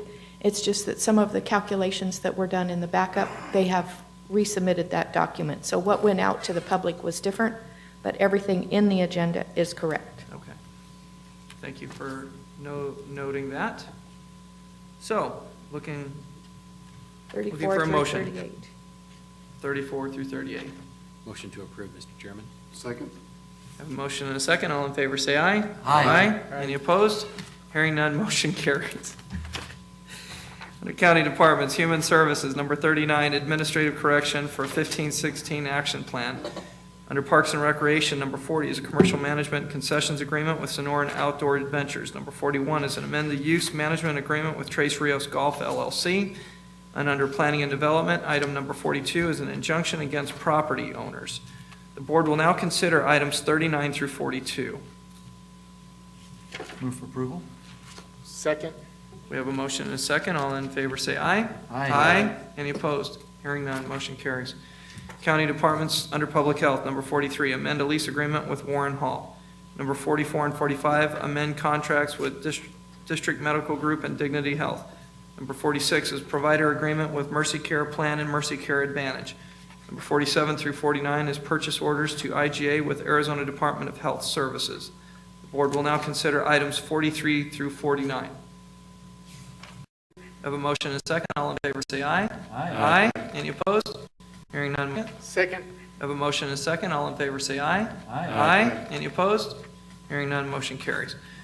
For County Departments, Real Estate, number 50, amend a contract with the United States Department of Energy Western Area Power Administration. Number 51 is an application to Arizona State Land Department. Under Transportation, number 52 is an annexation by the City of Buckeye. Number 53 is a consultant services contract with TriStar Engineering and Management. Number 54 is a change order to contract with Kemley Horn and Associates. The board will now consider items 50 through 54. So moved, Mr. Chairman. Second. Have a motion and a second. All in favor say aye. Aye. Aye. Any opposed? Hearing none, motion carries. Under Transportation still, number 55 is an IGA with Anthem Community Council. Number 56 is an easement, right-of-way, and relocation assistance documents. Under Waste Resources and Recycle Management, number 57 is amended consent order with Arizona Department of Environmental Quality. The board will now consider items 55 through 57. Mr. Chairman, I'll move those items for approval, but I have just one question, more definition related on 55. And I don't know if Michelle Wood would answer this or somebody else, but the term IGA with the Anthem Community Council,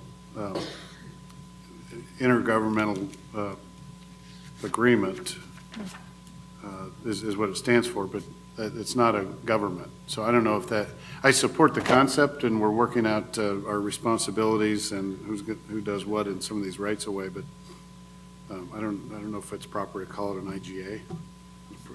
Quasi-government or statutory authority. It's a HOA, and I don't know what you call that agreement, but. We are entitled under 11952 to enter into agreements with a nonprofit entity. I'm not sure if the HOA would qualify for that. I could check on it for you, and if it's not correct, we'll bring it back to you with an administrative correction, and it would be called a. Yeah, I don't want to hold it up. Yep. I do think we'll enter an Yeah. agreement, but I just don't Yeah. know if that's called IGA. The right agreement. Yeah. It's a good catch, Mr. Chairman, Thank you. and with that, I'll second the motion of Mr. Konasik. Okay, we have a motion and a second on items 55 through 57. All in favor, say aye. Aye. Any opposed? Hearing none, motion carries. Now, under Board of Supervisors, 58 through 60, administrative corrections to appointment terms. Items 61 through 63 are appointments to Citizens Audit Advisory Committee, the Community Development Advisory Committee, and the Travel Reduction Regional Task Force. Fran? Mr. Chairman, Diane Barker would like to address the board on item number 63, which is an appointment to the Travel Reduction Board. Sure. Welcome, Diane Barker. Well, thank you, Chairman Chukri and Diane Barker, and I'm in Gallardo.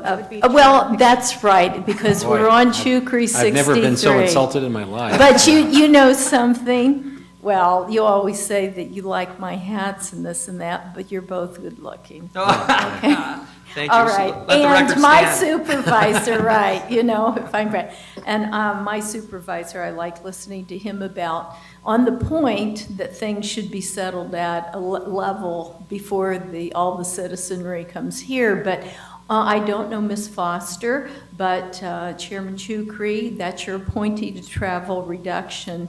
And, you know, the trip, that's a mandatory state law, and we need to do this. And I have asked various, of which you're one of 7, of the memorandum for the state implementation plan to cut down on particulates. Now we have ozone, as Mr. Blue Crawley has pointed out, the air quality isn't good. And so in this, I'm hoping that this person is a person that enacts what she's doing and that she will voluntary don't drive day. I spoke with Meg.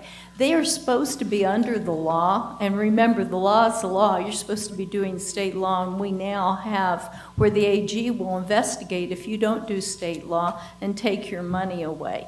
So Meg is supposed to be doing voluntary don't drive days. We should have made it something that it was not a hardship. You're taking your car away, that you're getting benefits, and it's a community, it's patriotic.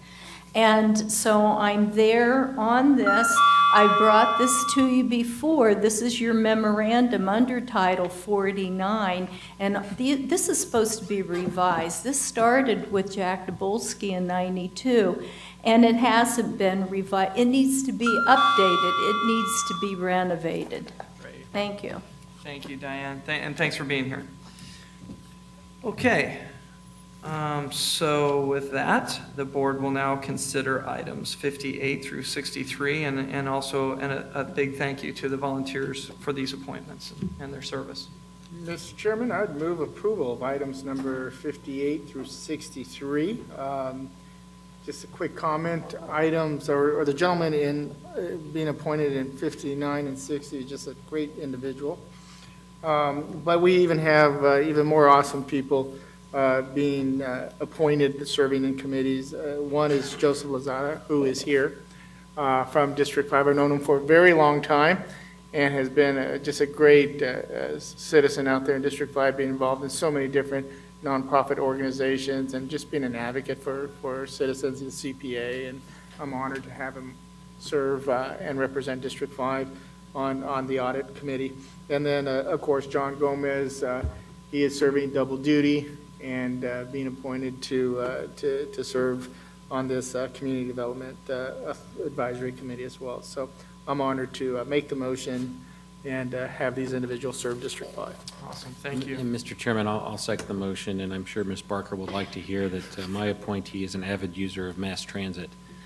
So I think it's an appropriate appointment. So I second the motion. Great. We have a motion and a second. All in favor, say aye. Aye. Any opposed? Hearing none, motion carries. All right, setting of hearings. Danny took a walk. I thought I saw somebody that looked exactly like Denny on the back of the room. Was that a ghost? Okay, just making sure. Planning and Development, number 64, Planning and Zoning hearings, number on Transportation, number 65, Patent Easement Abandoned Road File number PAB-0020. The board will now consider items 64 and 65. So moved. Second. Motion is second. All in favor, say aye. Aye. Aye. Any opposed? Hearing none, motion carries. Under Clerk of the Board, items 66 through 73, which include duplicate warrants, minutes, redemption of waivers, tax settlement cases, and other routine administrative actions. The board will now consider consent items 66 through 73. Mr. Chairman, I move approval of items 66 through 73. Thank you, Steve. Second. I have a motion and a second. All in favor, say aye. Aye. Any opposed? Hearing none, motion carries. Okay, we've already voted on item A2, so we will go under Human Services. Item A1 is amend a contract with the Lodestar Day Resource Center. Item A3 is a memorandum of agreement for rental community project. Under A4, Sheriff's Office, amend license agreement to recognize successor in interest. Number A5, Federal Equitable Sharing Agreement and Annual Certification Report. Move for approval items A1 through A5 excluding A2. Second? Good. Motion and a second. All in favor, say aye. Aye. Any opposed? Hearing none, motion carries. We will now recess as the Board of Supervisors and convene as the Flood Control District Board of Directors. The board will now consider items F1, F2, and FA1. F1 is a contract with Olson Associates. Now, F2 is an amended IGA with the City of Phoenix. And number FA1 is a counterclaim in Flood Control District of Maricopa County versus ABC Sand and Rock. Mr. Chairman, Mr. Crowley would like to address the board on item F2. Great. I would have brought this up on A3 because of the situation of what it is. A lot of you know about the flooding that happened over there on 24th Street in south of Thomas. And I've teasingly asked people, don't you think that the people that built that ditch right there between Thomas, or between 24th Street and 28th Street and Oak should be responsible for that? And everybody goes, yeah. Well, if any of you know any Hohokam, we need to get them over there to deal with it then, because that is one of the original canals that the Hohokam built. And because of all of you, understanding that, I saw, Steve, that you knew what I was going with this one, that we need to look at that as a part of the historical preservation and let people know about it, because as a part of it running along the Grand Canal, which is a part of your flood control, working with SRP, that is within the jurisdiction, working with BLM, that we need to let people know where it is, and also do a little bit to make sure that it doesn't flood over like it has. But as you noted, that we needed to get the people that built it. If any of you do find a Hohokam out there, we'll start proceedings. But until then, it is our history. We need to acknowledge it. We need to take better care of it. Great, thank you, Blue. All right. Looking for a motion? Motion to approve these three items. Second. I have a motion and a second. All in favor, say aye. Aye. Any opposed? Hearing none, motion carries. We will now adjourn as the Flood Control District Board of Directors and convene as Library District Board of Directors. The board will now consider items L1 through L4. And L1 is a bequest from the Isabel Duncan Trust. L2 and L4 are donations. Motion to approve, Mr. Chairman. Second motion. So I have a motion and a second, and so now that I do, I will let this and have my colleagues know that this bequest from the Isabel Duncan Trust comes directly out of Sun City. And the amount for that is $274,285 in support of our library district. And I think it's totally because the chairman's reading contest won. So I appreciate all of the help out in Sun City for participating in that program, but I really, really would like to thank that trust for believing in our library district and the things that we do there. So thank you for that. I have a motion and a second. All in favor say aye. Aye. Any opposed? Hearing none, motion carries. Under Housing Authority, we will now adjourn as the Library District Board of Directors and convene as the Housing Authority of Maricopa County. Item H1 is an appointment to the Housing Authority of Maricopa County Advisory Committee. The board will now consider item H1. Those are for the next. Mr. Chairman, this is my appointment, so I will make a motion to approve. Second motion. Have a motion and a second. All in favor say aye. Aye. Aye. Any opposed? Hearing none, motion carries. Mr. Chairman, for public comment, I do have one speaker who lives on West Weldon that did not put their name on it. If they would come up here, we could put their name on that. Is there a person here that lives on West Weldon? Okay. While you're making way up here, then the next is we will now adjourn as the Housing Authority of Maricopa County and reconvene as the Board of Supervisors. Item number 74 is public comment. Fran has turned in a huge amount of public comment cards. So with that, and I'm not sure if all of these people have addressed us before, but would you remind us of the rules of the public comment period? Yes, Mr. Chairman. Just very quickly, it's important to note that because of the open meeting law, that the board members cannot really discuss any of the items that are in the call to the public portion. They can respond to some direct criticism, however. And so we want to thank you for attending, and the public comment is at the discretion of the chairman.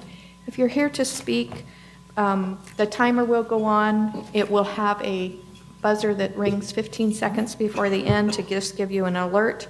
And then if you would wrap up at the buzzer, especially since we have so many speakers today. And we just want to let you know that it's best if we do not clap and cheer, because then we can move through the speakers more quickly. And please address your comments to the board and not to the audience, as this is a time to let the board know of some concerns that you may have. Thank you, Fran. So before I go on, just a quick clarification. I have Adrienne Ayala that has turned in 2 speaker slips. Oh, well, the one was the one that didn't have a name on it, so. So you in turn filled out one that was. I filled one out and turned it in. Okay, I just want to make sure that you know Sorry. that. So Double credit. Yeah, No- you get no 4 problem. minutes. She wanted 4 minutes. But I'm not going to give you 4 minutes, especially with this amount of speakers. You get 2. Before I ask, actually, let's go ahead and make your way up front. You're on the top of the stack, and while I do that, Denny would like to make a quick comment. Mr. Chairman, thank you. Sure. I know we have a number of speakers today that are our friends advocating for the animals. Wanted just call out Val and thank her for her work. She's prepared a snapshot, kind of a one-page document that we'll pass out that I think provides kind of real-time information about some of the work that's happened so far this year. That's in response to much of the feedback that we've received here, talking about intakes, the euthanization of animals, what that rate is. That's obviously been a topic that we've heard much about. And so Val, if you have those handy, maybe we could pass some of those out as we hear from some of our speakers, and just applaud her and her team for working on that. We're going to try to provide these on a monthly basis as they're updated, and you'll see that some of the issues will be adjusted, and that's really kind of a direction from the board that is trying to respond, at least at a high level, is on some of these issues. We're of course doing a lot of work that's happening kind of on a deeper dive, but just making sure you have in your hands some information that will be helpful, we hope, as we're trying to respond to your comments and the feedback that we receive. So thank you, Mr. Chairman. And before you speak, Ms. Ayala, I'm just going to also say, with the amount of speaker slips today and how long this meeting is running, I'm going to be a little bit hardcore. So if you know what you want to say, make it a central point, because I'm going to hold you at 2 minutes. So please, you get a buzzer and you can start figuring that out. But I appreciate your all being here and waiting through all of what we do here, and I want to make sure that I give you the amount of time you're allotted, but I can't go much further. Okay, so thank you for that. Welcome, Ms. Ayala. Thanks for being here. Thank you for having me, gentlemen.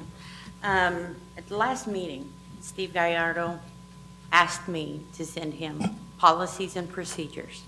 He didn't get them because I couldn't find him. I can't find anything from anybody, questions, whatever. I looked for the last 2 weeks. I did send him an email telling him that. So right now, what I'm asking is maybe Steve or any one of you could even email me or contact me how we can get on an agenda to make these changes that need to be corrected. Part of the reason that I know policy and procedure doesn't exist is because of the inconsistency, bad decisions, and errors that are coming up. And they're factual errors. I have one that I've provided to you right now of a dog that I personally was involved with, where a dog was there 3 days straight hold, a fourth day laying there in pain, not being taken care of, and yet not available for adoption, yet the kennel card says it's available for adoption. It wasn't until the following day and my post that media blew up that anything got done with this dog, and it was suffering. Things like that versus a dog that gets picked up as stray and not suffering and in 2 hours dead. Or dogs being put down after a 3-day hold for just a cold. There's no consistency, there's no policy, there's no procedures as to what's being done from east to west. We're asking the Board of Supervisors for your help to let's form a group to where we can at least oversee what they're doing. It's making Maricopa look bad, and it's looking like, in all actuality, that nothing's being done by the Board of Supervisors. Now, I know we don't see what you're doing, but we'd like to see it marketable.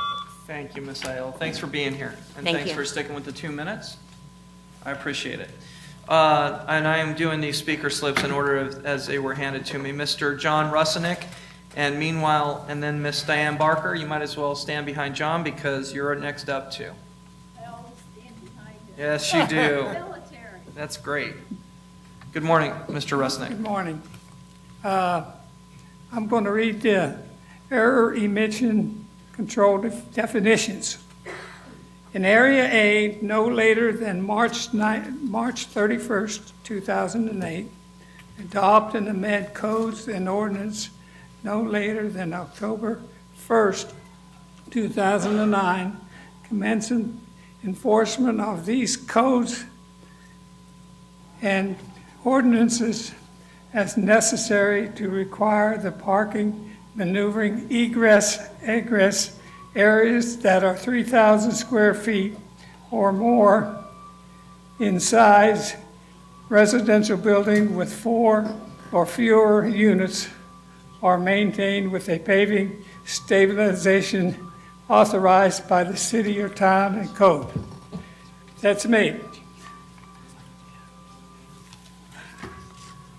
I've got this sheet in here that says Maricopa County Air Quality Department, Maricopa County Department is responsible for it. I've got a print here. It'll show that my lot and the neighbor's lot. And I've got a thing here that Joy Rich gave me. I'll pass that on to you. And what it says here, designed Designated parking and maneuvering areas must be dust-proofed according to specifications. Parking and maneuvering vehicles anywhere other than those designated areas will be a violation. This is the city. This is put out by the city. Now, I met with my councilman, and I talked to my councilman, and he told me, everybody violates the law. Okay. That's the thing the CCO told me. Thank you, Mr. Rusnick. I've got to stay on schedule. So thank you for being with us today. Ms. Diane Barker will be followed by Ms. Lisa Maturo. Yes, Diane Barker, District 5. And I want to say that John is Navy, and our air quality director is Navy too. I believe he's Navy pilot. And so I'm Air Force, and I talked to Mary Ellen Shepard, and I believe she's military. You know what? We didn't get entertainment or even our money, our allowance, if we didn't check off and do a duty. And so that's one thing that you do learn in the military, is that you need to perform, and that's what we're after. And the voluntary don't drive days is a state law that I wanted to bring up to you, and I have some materials to hand in to you that I hope you'll give to Reed Spaulding, who can make things happen. He's air quality, and he is the McDOT transportation, but 49506, voluntary don't drive days in a county of a population of 400,000 or more, that's us, according to the most recent United States Census, shall implement a voluntary program to encourage all drivers within such county to not drive their motor vehicles during certain prescribed days. The thing is, years ago, I heard about it. If it was like a Tuesday and you had a license plate, you didn't do it. But we need to implement it. We need to make it a positive thing where people want to do it and they see the benefits in doing it, and that it's an American thing to do. And so here you have your job descriptions with 6 other entities for the trip reduction and voluntary don't drive days. And also, when you make your memorandum, it specifically states in Title 49406 how it is to be done, and you're supposed to jointly review, we're supposed to update it, plan it, and develop new procedures. So I want this to be done. Thank you. Thank you, Diane Barker. Thank you for being with us today. And Ms. Lisa Maturo, please make your way, followed by Ms. Eloise Provost. Eloise, can you please kind of get up here so we can continue to keep moving? Thank you. Hi, it's my first time here. I'm Lisa Maturo, and I'm a longtime dog rescuer. I'm a New Hope partner, and I've been rescuing dogs since 2004 from the county. And I believe a lot of the issues that are brought up lately are symptoms of a greater problem. On the official MCACC website, it states that MCACC's shelters receive no funding from the Maricopa County General Fund, thus no tax funding is used to care for the animals in our shelters. All shelter operations are funded solely from dog licensing, shelter fees, and donations. That's on the official Maricopa County website for animal control. With the $2 million budget shortfall and the recent layoffs of 11 employees, it's become clear that saving money has become a top priority. The harsh reality is that euthanasia is cheaper than life-saving programs that require more funding and more staff at a shelter operations level. I believe the majority of citizens in our county want to see more of the care in life-saving programs and less of the control in euthanasia, of course.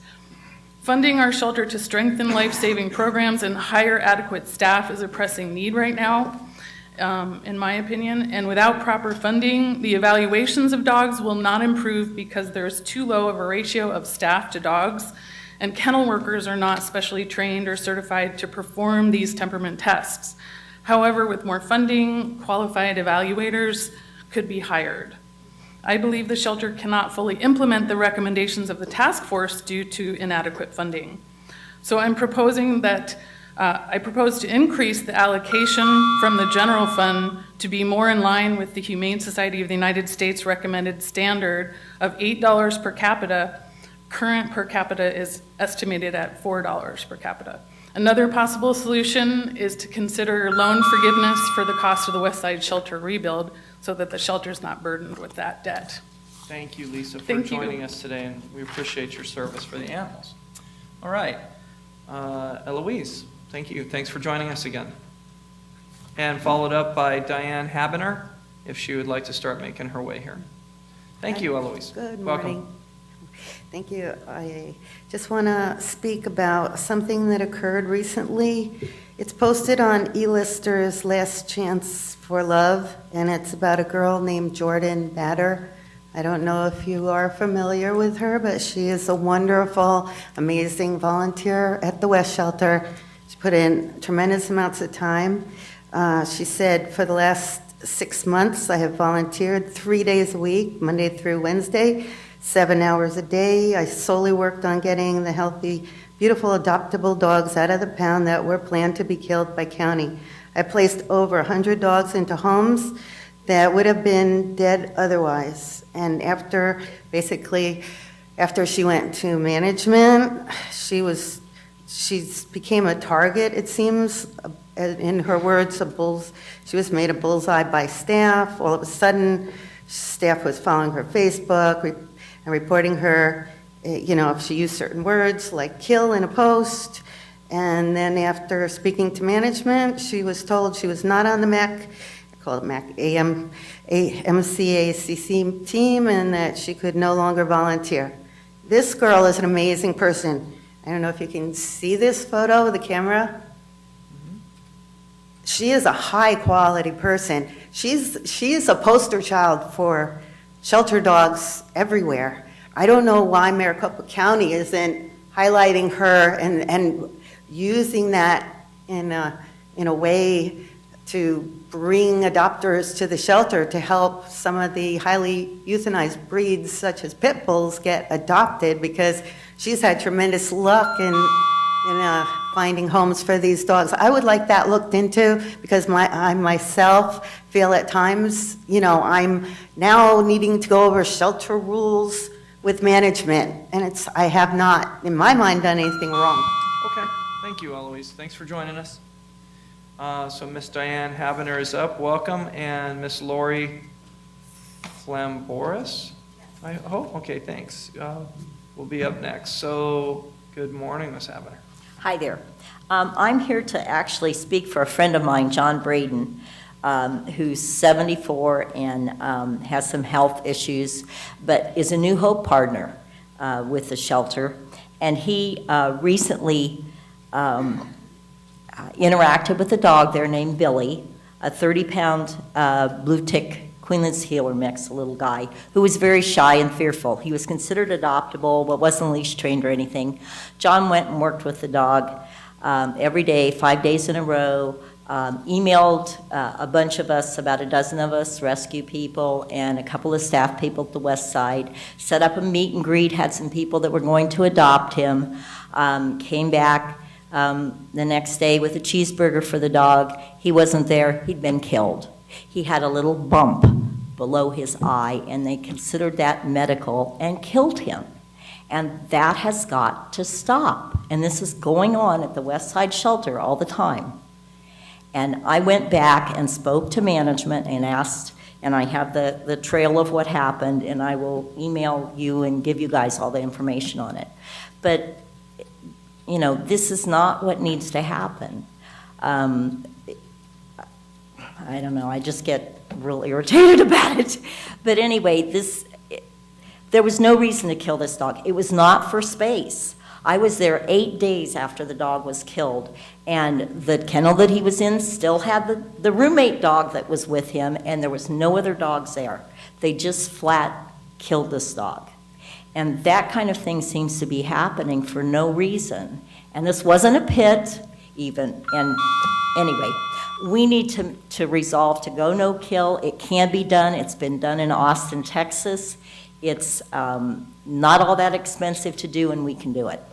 Thank you, Ms. Havener. Thanks for joining us today. Now Ms. Flamboris is joining us, and will be followed by Ms. Deb Gain Brokey. Right? Rowley. What are those two? Rayleigh? Okay, thank you.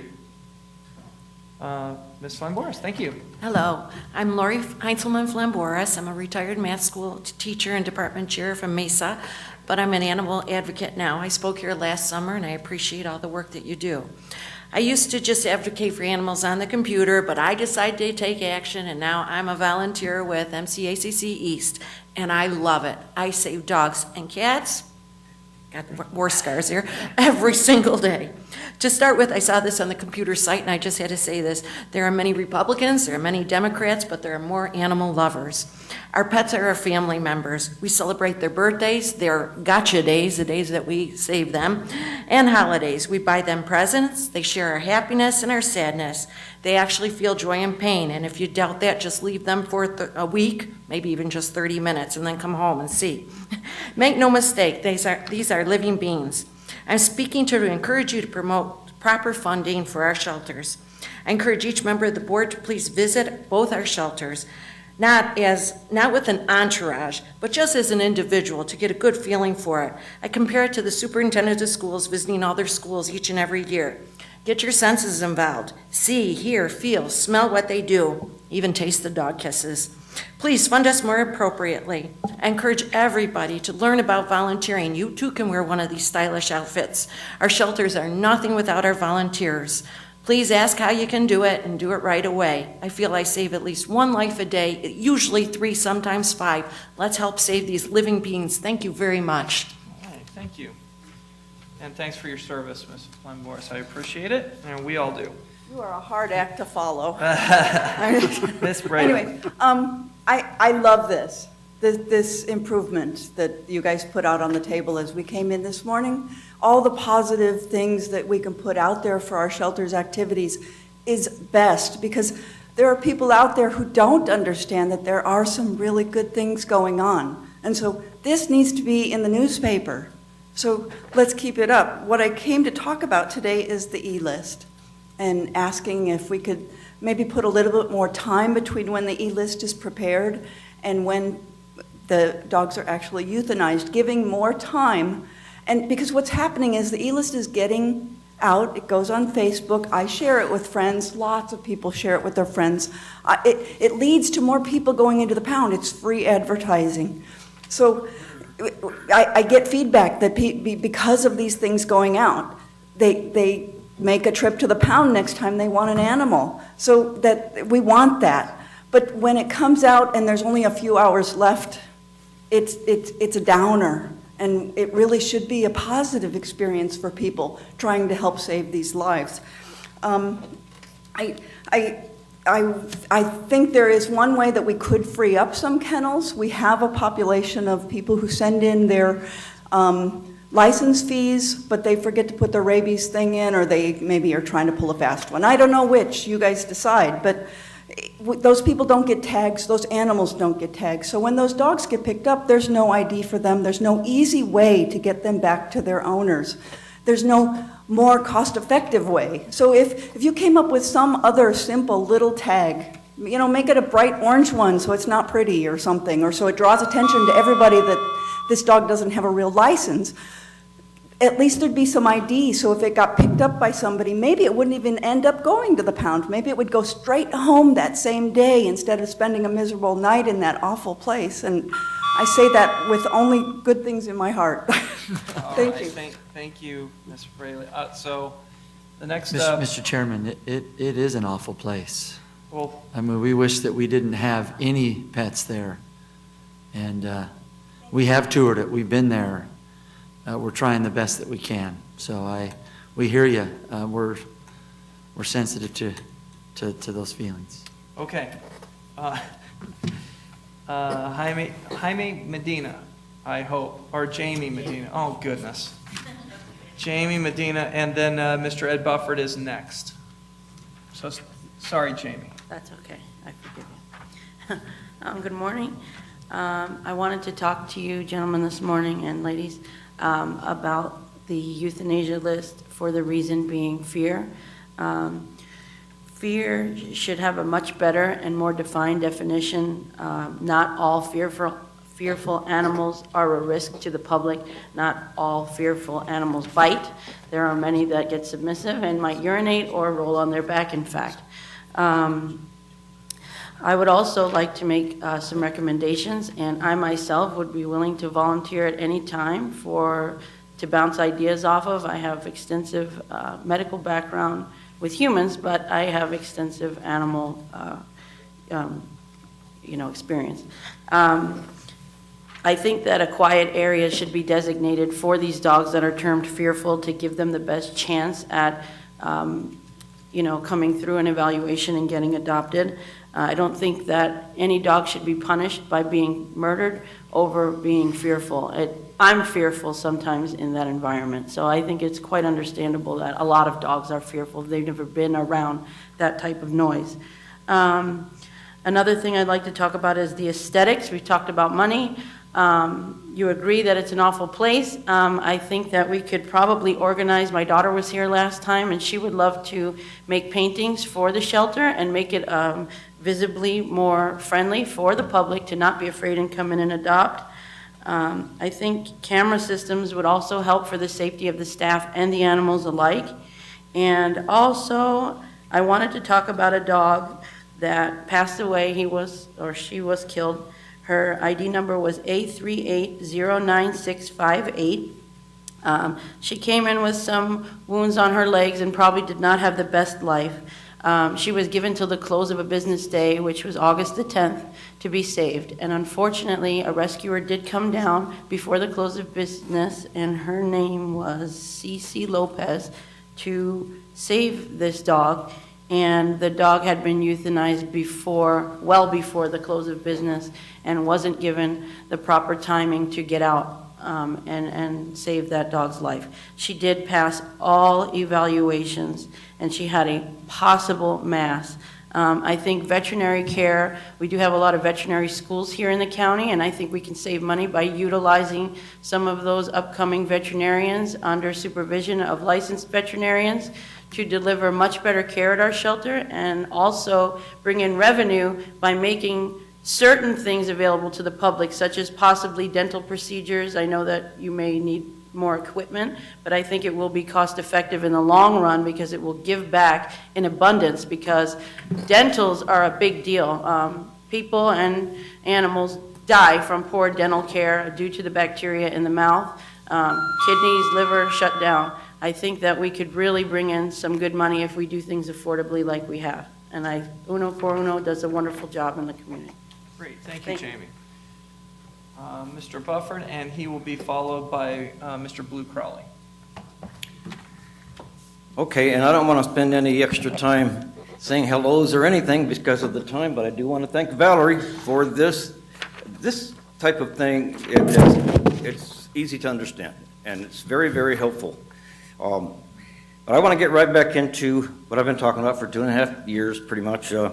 About 16 months ago, the task force recommended $1 million to marketing to known current dog owners, or firmly, rigorously, and communicate to current dog owners that they owe a license fee, a fee required by law, with the hope of increasing licensing by 20%. If the goal was reached, the $1 million would be recovered with the fees.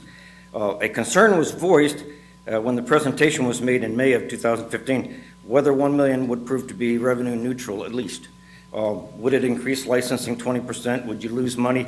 I'd like to again reiterate that the submission of $17 times 20,000 would itself reap far more than $1 million, because the director and the county say the average cost of every dog intake to adoption is $351. So an additional 70,000 dogs licensed should result in approximately 5,600 less strays brought in, which should be 5,600 times 350, or another $2 million saved from what would have been costs previously.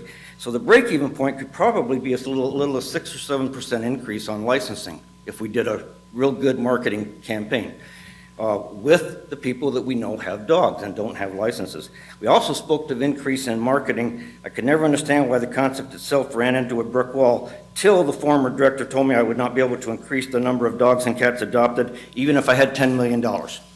So he then explained to me that Maddie's Fund had contributed money for over an 8-year period, and the number of dogs adopted remained at 31,000 or so, and that he saw this as a plateau.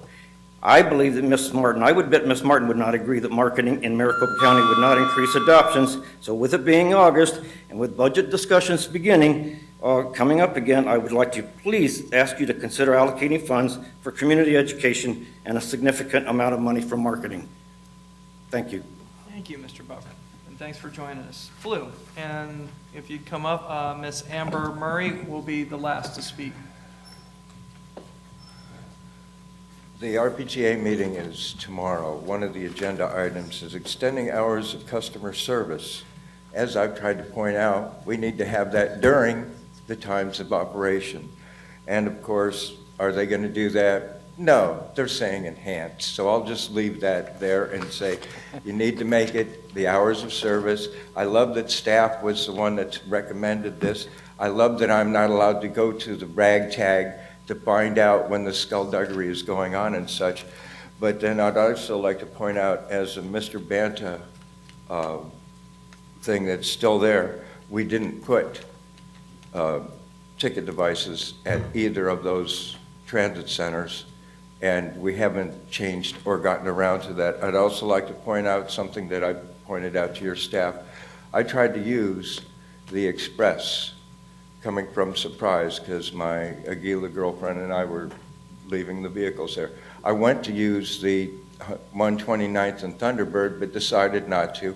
Then went over to the one on Bell, which was closed with a phone number saying call the number, which turned out to be City Hall. I said, where's your park and ride? They gave me instructions on how to get to their parking lot, not to the aquatic center.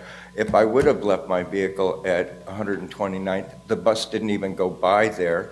In the bus book, it says, well, we're going to be changing things in October. Call in and find out. It started in March, and that there were changes on that. That was not in the bus supplement. It had nothing in there on that. The only thing that it has in the bus book is in October things are going to be done right. Well, my girlfriend was sitting at the bus stop. 2 police officers stopped by and asked her how she's doing, because I'm walking 1.5 miles to go get the vehicle. Is it that unusual and surprise for somebody to use the bus? These are totally unacceptable behaviors on the system, and we also need to get rid of that $2 extra on the bus. Thank you. All right, thank you, Blue. Appreciate you being here. And now Miss Amber Murray. Welcome, Amber. Thank you. Thank you so much for letting me speak today, and I apologize if I ramble because I'm very nervous. I am a lifetime resident of Arizona. I've lived in District 4 for about the last 16 years, and I have been an animal advocate for about 10 now, but always been an animal lover. As I'm sure all of you have figured out, this issue isn't going away anytime soon. The citizens really are figuring out that we have a voice and that it's not just the government's responsibility to take care of our animals, but it's ours as citizens to step up and say, we want change, this is how we want it, this is the way we want things done, and we want to know what's going on. And it is our responsibility as citizens. And I really appreciate that everybody is doing that. And I really appreciate that you all are listening to us. And I can't tell you how much it really has changed, because I've seen it change over the last few years, and I've seen things improved. And I think people really do genuinely care in our government, and that you all genuinely care.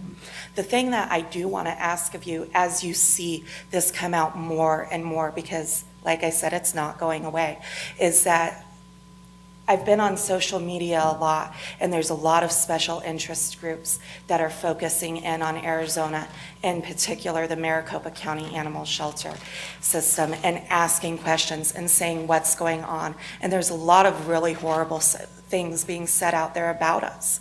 And some of them are deserved, some of them are not. But with that, as these special interest groups come in and they make these suggestions and everything, I really ask that you look at them very closely and you ask yourselves, is this what our citizens want? We need to take this back to our citizens before we agree to anything, and that We just know that what we're getting into before we move forward with something. Thank you very much. Amber, you did not sound nervous. Good you. job. Very good. I will hand over the speaker slip except one, so thank you, Amber, and all of us for joining. It's been an extremely long meeting. This is a good thing, though. Item number 75 now is the supervisor's summary of current events. So I will now look over towards Joy. Mr. Chairman, members of the board, it's my pleasure to announce that we have hired a new director for animal care and control, Mary Martin. She'll be joining us the end of October. She's currently the executive director of the Santa Fe Animal Shelter and Humane Society. She has had some tremendous career accomplishments that we're hoping she can translate to her activities here. She took their live release shelter rate from 65% to a steady 94%. She has a lot of entrepreneurial activities she's engaged in. She created and fundraised for a full-service veterinary hospital, and after 1 year, it's not only operating in the black, but it's subsidizing their other animal care shelter medicine at the facility. She successfully fund-developed and built a state-of-the-art behavioral center at this location, and keep in mind, she's only been there since 2009. She personally designed the behavior center specifically for shy and shut down dogs and cats, so she's very good at rehabilitating these animals. And she also created 2 ancillary businesses that will yield almost $1 million in funds to her facility. So as I said, she is really an entrepreneur. This is her home, frankly. She was here many years ago. I think Supervisor Kanosic met her when she was here. I think in 2003, she's maintained a home here. And so she's really returning home. So we're very excited to have her skills coming here, but she really is a member of the community and looking forward to re-engaging with us here. Awesome. Well, thank you, Joy. We appreciate that. So hopefully you've written down her name. You'll start getting to meet her in October. We implore you to take a look at her, like we did with her resume and her education and experience. So with that, Steve. Mr. Chairman. Denny. 3 items, too quickly. Just announce the introduction and announcement of a new professional soccer team in Maricopa County, FC Arizona. Exciting news. I was able to be at the big launch and the kickoff last week, and excited about that news. We hope that they can find success. That's a tough space to compete, but wish them well. Also, right here downtown, the new Buse Center for Law and Society, the new law school, ASU Law School, incredible facility that I think will bring just more excitement and energy to downtown and to the legal community. I think proximity to the courts, the law firms, ASU Law School is in the top 10 public law schools, is ranked number 25 overall. Those are pretty significant statistics by any measure in academia, and excited for what is in the future for them. And then just to hit again another visit that I made recently to the East Shelter. We recognize there's work to do, and I think I hope you know that we're trying to work within the confines of resources and the space that we find ourselves in. When I suggest that it's an awful place, what I mean is that it's awful that we have 40,000, almost 40,000 pets that come through the doors of our facilities. A big percentage of those are either neglected animals because somebody took on that responsibility inappropriately or uneducated, or their owner surrenders where somebody just can't deal with it. The good news is, the bright spot is that 70% of those animals are either adopted out through animal care and control, or through our New Hope partners, they find new homes. That's a great statistic. We want that statistic to go up. The only way that we can do that is by great people like you who are willing to volunteer and find a place somehow in a difficult arena to help us succeed. Our New Hope partners, we can't do it without them. But the problem is much bigger than us in the room. It's really getting people to understand. It's great when you see a little sign by the road that says free puppies. It's a lot bigger than that. And so when I talk about awful, it's awful that we have almost 40,000 cats and dogs. Now, as you look at your document here, you'll see that we're able to return about 2,500 of those to their owners. That's exciting. That leaves a big, big number that we don't. But we also have 22,000 homeless people in Maricopa County. We have 11,000 foster kids in Maricopa County. These problems are massive. That's awful. It's awful that we're trying to tackle those issues. So for me, Michelle, would you like to say something? I apologize. I wasn't sure where this was on the agenda. It doesn't matter. We talked about homelessness. I can provide comment about my feelings on this. I think I'm okay if that's all right, if I proceed. Is that all right? I'm going to defer to you on this one, but I would say that typically this portion of the agenda is the summary of current events. Well, Yeah, current events are, I went to the shelter and I realized that, Yeah. that we've got some work to do. Michelle, I appreciate your legal advice, and I absolutely respect the work you do, so thank you. I'll close with this. I'm not trying to ramble on. It is awful. We've got problems that we need to solve together, including problems at Animal Care and Control, including homelessness, including foster care. Go down the list. Blue's here at almost every meeting talking about transportation. We've got things to worry about and to work on. The only way we can do that is with an engaged citizenry. So we hope that you know that we appreciate your comments. We hope you know that we're listening, that we're trying. Is it as quick as Ed would like?